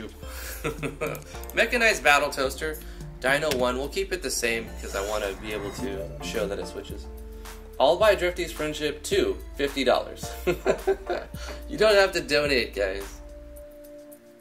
I appreciate you just hanging out and chatting. It's really cool.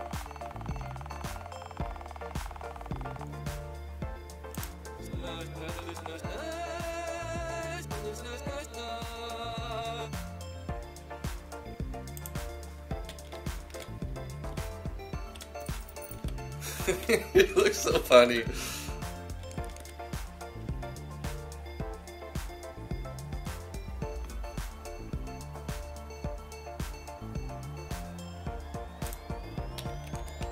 Alright, so we have Dino 1. We need to... Well, we can test this here. Player moves up. Auto run event happens. Ask Teddy about something. What are these brown cotton candy icons I see at the bottom of the screen? It's a hunger system. Remember to eat food. How do I turn off the burp sound effects? Turn them off. Turn them on. Let's turn them on. What's with the snozzle sounds I heard? It's a victory music. All mouth crafted. No more questions. But if I talk to him again, I need to be able to reinitialize that. So set this up so after we're done with that break loop, it switches to a new page, and then that new page will kind of just copy pastage those. So if the player wants to talk, you can still toggle stuff from the bear. So I need to fix that. You poured yourself some spring water. You already have stone? No, that's not right. Okay, hold up.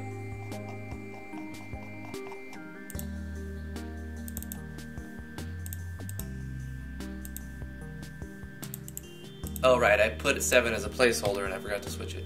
You already have spring water. Okay.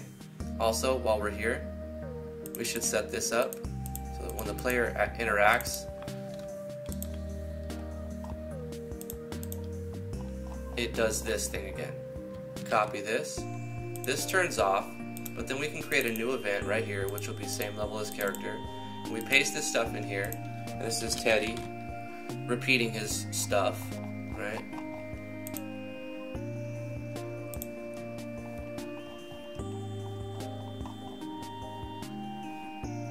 I think that'll be fine.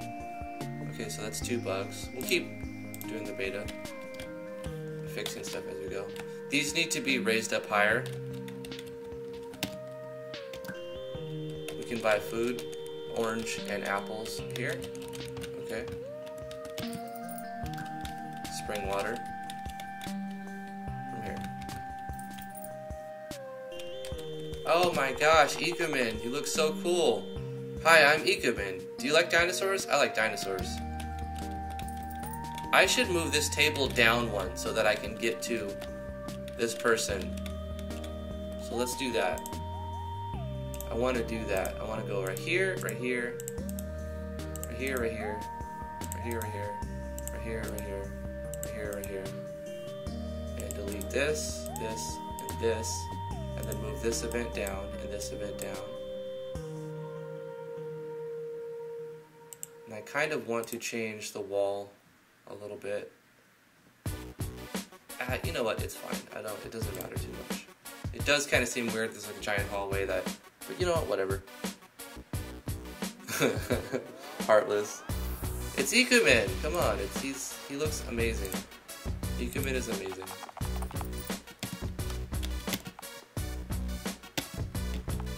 Lovely Oasis doesn't actually say anything at this moment. As mayor, you may change the name of your towns at any time. Simply go to the town's monument and rename it. Easy. Many of the areas that you can purchase will automatically generate items over time. The timer will stop working while you're in the main menu or in a battle. This is to stop the player from starving in the middle of combat, as well as provide a pause function. Some of the businesses you may own require specific items to keep them running. They'll automatically stop working if you run out of those items. However, if you get the items they require, they'll restart automatically. Your house and the town can receive many upgrades and additional features that are not available at the very beginning. Rescuing or finding the right people will unlock new features and abilities. And we'll probably show a picture right here of the world map. I have an idea of how to do that. Let's do that.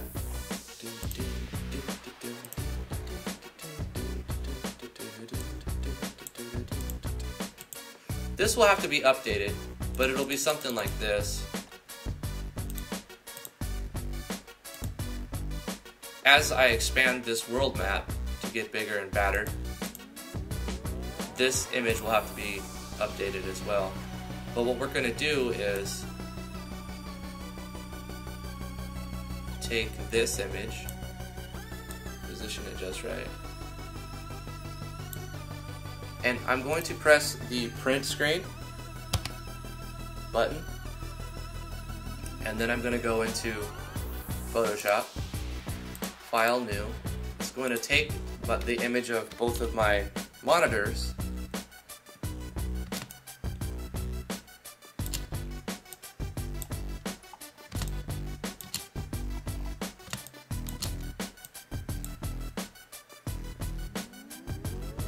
and now I can select what I want from here.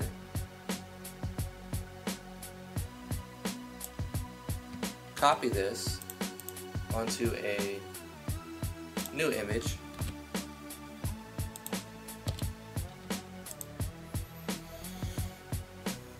I should probably get like some sort of parchment background or something.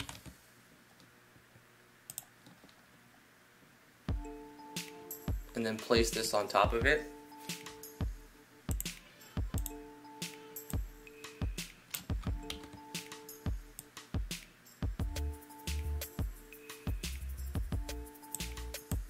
Whoa, whoa, no, bro. Chill.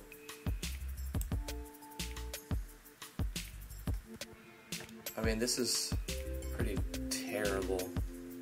But it's like, this is the idea. Like, you would have this image placed on another image, basically.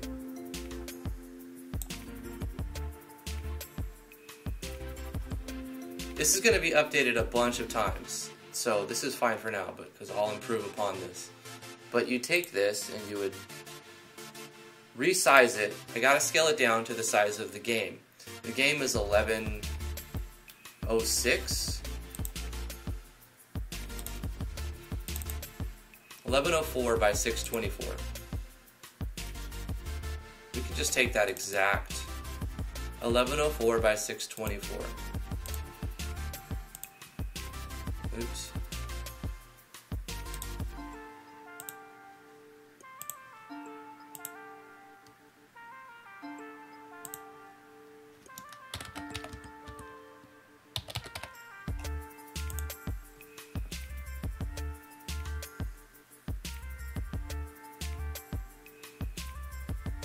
And we're going to save this as a .png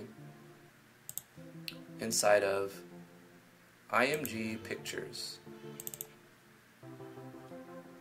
We're going to call this World Map WIP 01.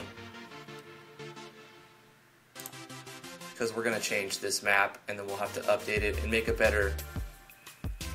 I'll probably layer it so that we just put this on top of another thing.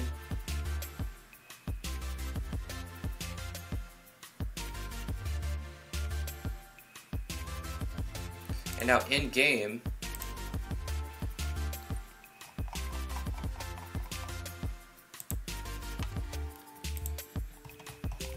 when the player tries to access this image,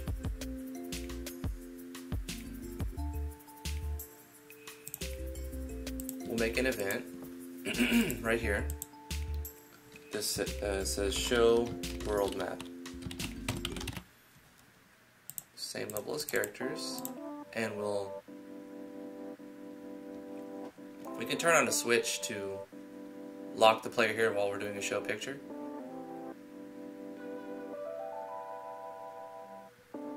Yeah, we'll have to do it that way. We're gonna do a movement event. You'll be like wondering why, but I'll show you. We're going to direction fix on the player.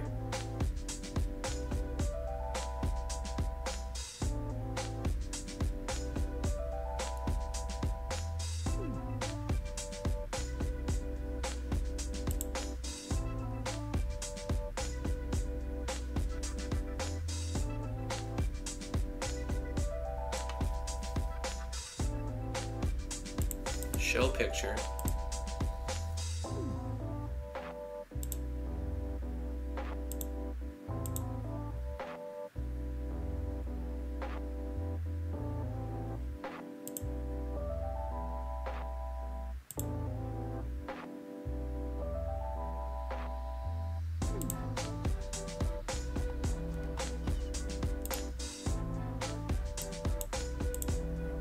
We're going to show this picture.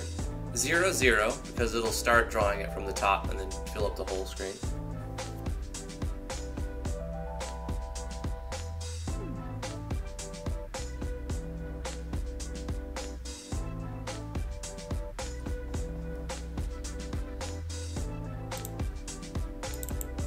We'll turn on a switch. We'll call it lock player for world map view. I'm going to turn that on.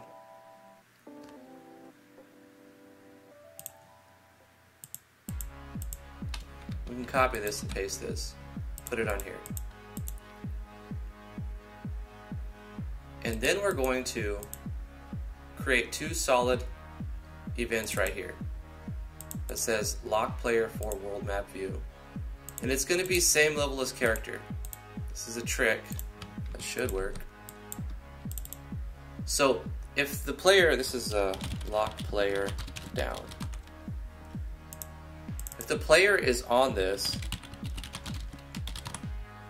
they won't be able to move because it's the same level as character. And they'll be able to face down or face left, but if we change their direction fix on, it won't update, and they'll be pressing down, but they won't be able to move, and their character won't be able to change sprite. So now we have to create a situation that lets the player get out of this. So what we're going to do is have a little controller right here, and it's going to be a parallel process that turns on when lock player world map is on. Player restore movement controller. And it's just going to check every frame to see if the player is pressing a button. Escape should work fine. Instead of going with the escape built-in thing, I'm going to use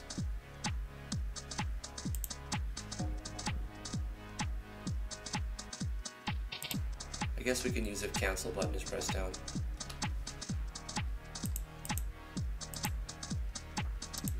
Okay. If cancel button is pressed down.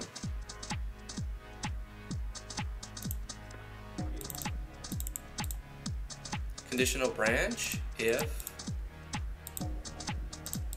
the cancel button is pressed down. Turn off the switch. First, we'll erase the picture. And we picked 11. And turn off a switch. Lock player for world map view goes off, which will make these things go away. But we'll need to do one more thing. We'll need to do a movement route. It's not really a movement route, but it's the way to turn off directional fix. Definitely need to test this, because this is the point where we can lock up the game if it's not done right. So let's overview what happens. The player comes to right here. This event won't be here because lock player for world map is not active. But if we press action button, these are same as character, then it will put the direction fix on, show a picture, and turn on a switch that locks the player for world map. That will turn this on. That's going to check to see if the player is pressing cancel at every frame. If the player is pressing cancel at any frame, since we set this to parallel, erase the picture and turn off this switch and turn off the direction fix. The player will be locked in place because these events turn on when the player is accessing that. One thing I need to consider as well is if they try to access from here. If they try to look at it from here, I don't want anything to happen. So what I need to do on this one is encapsulate it with a conditional branch. So this is easy fix. We just go conditional branch if the character is facing up. So if the character is facing up, then it does this stuff. Otherwise, if the player tries to access this event from over here, even though it's the same as character, it'll run an empty event because the player will not be facing up right here. They'll be facing right. They have to go here to access it. This one won't need it because there's no other way to access it except from right here. So pretty easy, right? But we need to test this as well as test the other things.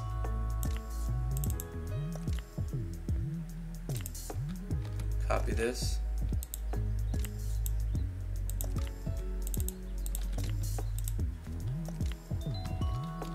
Spring water vending.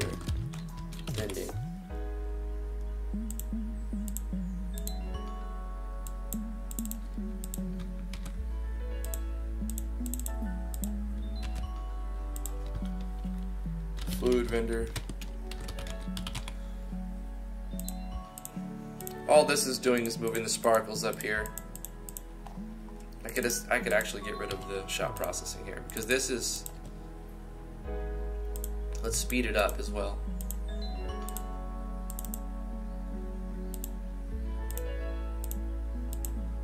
This is just for sparkles, and then the shot processing is actually right there. Hi Drifty, just a question, can SV battlers have more frames? Yes, there are a couple of programs, or I guess plugins that can do that. Check out the Dragon Bones plugin. It is very cool. It's a lot of work getting more frames though. It's a lot more artwork, that is. But if you're down for that, or maybe you're using a like Live 2D, or you're using Spine. Spine's a great one. Then you'll want to check out Dragon Bones. Yeah, no problem.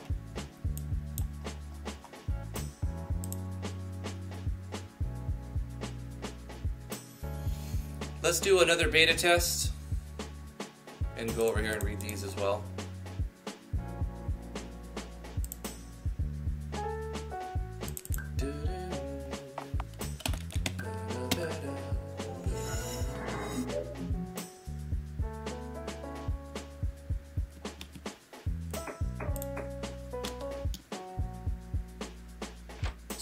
Dragon Bones is a curveball to throw as a first option. Maybe.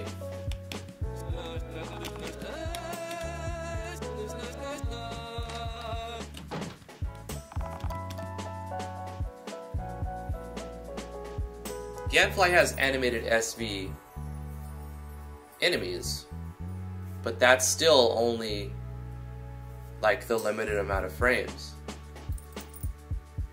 Right? Or was that updated where you can add more frames to it? There's another plugin too. There are other options. That was just the first thing I thought of. Okay, let's walk around the classroom. If we go back to him, he still shows that stuff. You can turn burps on.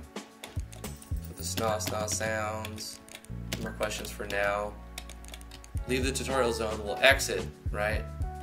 But we need to walk around a little bit. Pressing escape will let us walk around. Got that. That looks better now. We've got sparkles. So it animates and lets the player know that there's a little vending machine here. You can buy stuff. For cheap even. I like that. That looks good. Ikaman loves dinosaurs. Probably Oasis needs something to say. We looked at all of these things. Let's see if we can access this from here. No, because the player's not facing up. What about if we go right here? Can the player move around? I'm pressing buttons to see if I'm going to be in a different spot. The player will need to know they have to press escape to... Oh, for some reason it'll let the player move. Okay. So what we need to do is probably... The player is able to walk off of these tiles, but not walk back onto these tiles.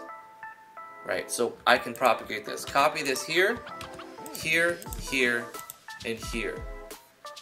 So these basically say, if this is on, lock the player down. So they'll be here, facing up. They can't go here, they can't go here, they can't go here, they can't go here. Another thing I want to edit the picture just to show. Cancel. Whoa.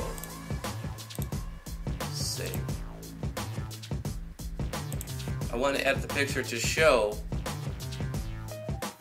something like right here.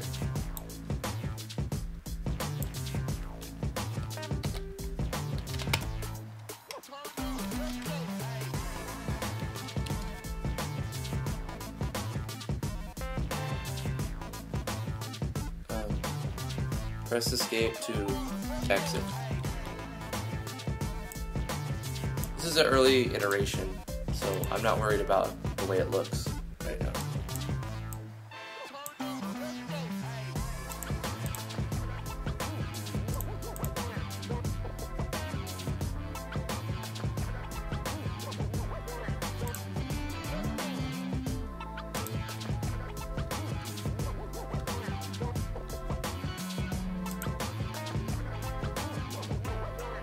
Oh, what we can also do is, Royal will love this. We're going to add some filters. That one didn't apply right.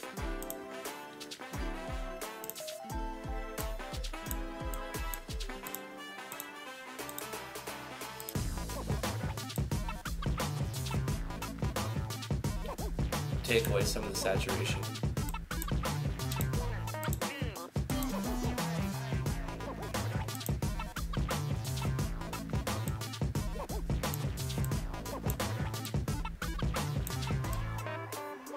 It's a color picture on the wall though. This one doesn't make sense. We'll just get rid of some of the saturation. And then we'll save this as the same thing. We're going to overwrite it. World map, WIP 01. Overwrite, yes. Okay. Minimize this. Save this. So that'll work fine. So the player knows what to do to get out of it. Let's test it again. We can close this. Thank you again, Melina. What a sweetheart. What a doll.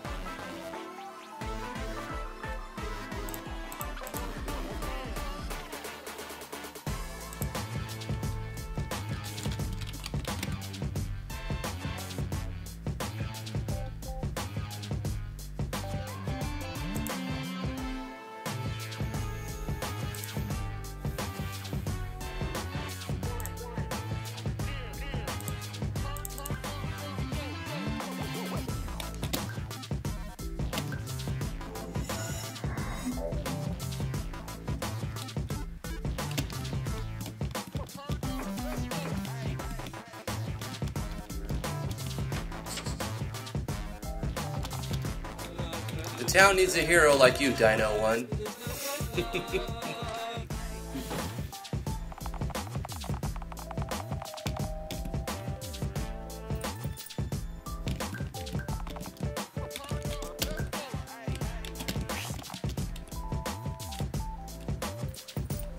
Alright, can't access them from here. Let's go like this. Now I'm trying to move around to see if the player is actually locked down and do different stuff. If I press escape, the player is still there. Let's test it from here as well. Cannot move around. Escape to exit. And we're out. So that works. It shows the world map. It also opens the cancel menu. You know what I could do? Is just make the player press X or something. I mean, X does cancel as well. I can make an arbitrary different button. Like press C to cancel, or press M to change the menu, to leave the menu or something, you know. And maybe at some point, I would have to change the way I do it though, because if I let the player press M at any time open up the map, you'll encounter a problem where the player, you don't know where to lock the player down.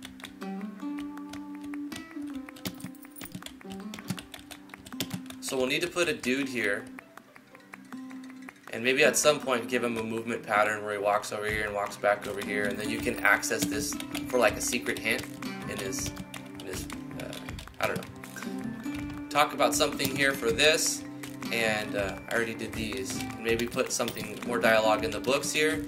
Make a person sitting at the desk.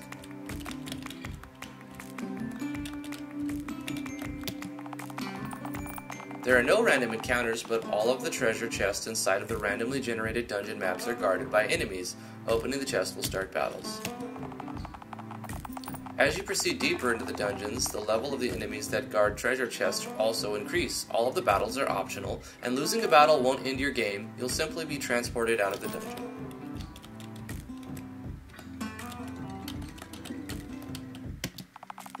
You may use the bed at your house in Default Town at any time to recover your HP and MP. Keep in mind this will remove all of the states affecting your characters, even buffs.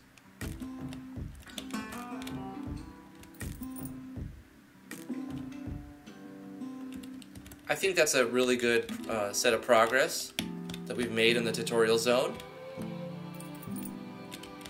We could put someone right here that just says, I'm just the receptionist. That's all she does. I don't know, that might be... I think it's great. I think it's great. We're going to do that. We're going to put someone here who looks very official. Very official. And Teddy's the one who tells you everything. And of course, Ikumen is going to be banished to a cave. Sorry, Ikumen, you're just too good. We'll put all of these sprites that I threw together like this in a little area, a special area of their own. So they'll be in the game as Easter eggs, but I don't want it to break immersion too much, so we'll move that. But I think I have a different sprite for Ikumen. This was just for the tutorial today. We'll need to give Bubbly Oasis something to say, and the people in the chat, thank you guys so much for coming to the live stream. I really appreciate it. Take care, UnProPro. We're about to end the stream right now. All of those who enjoy this sort of thing, please give this a thumbs up. Subscribe to the channel if you're new here. If you need help with RPG Maker stuff, I have 300 plus tutorials, and there's a lot of resources online. I have a Discord that you can join. Link is in the description below. There's a lot of stuff that you can get there for free on the RPG Maker web forums as well. Yeah, thank you guys so much. I really appreciate it. If you would like to follow me on Twitter, I'm at DriftwoodGaming. If you would like to follow me on Twitch, twitch.tv/DriftwoodGaming. I have a website, driftwoodgaming.com. If you go to driftwoodgaming.com/games, you can download some games for free. Take care, Silver Starlight, Doc Weeze, Heartless Angel, Mushri, Alexander, the Rocket Cat, UnProPro. Thank you for the super chats. Appreciate that $4 million donation. Silver Starlight, Doc Weeze, everybody.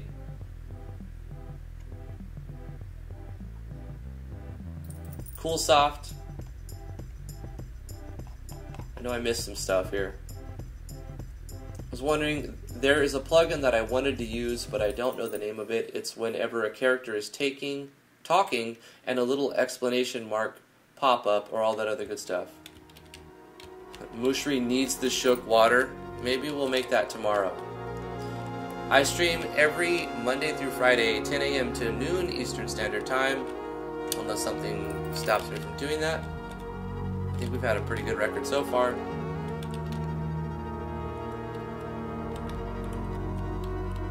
Oh, you can do that in the engine. You can do that, like, right here. You go to Show Balloon Icon. Rocket Cat.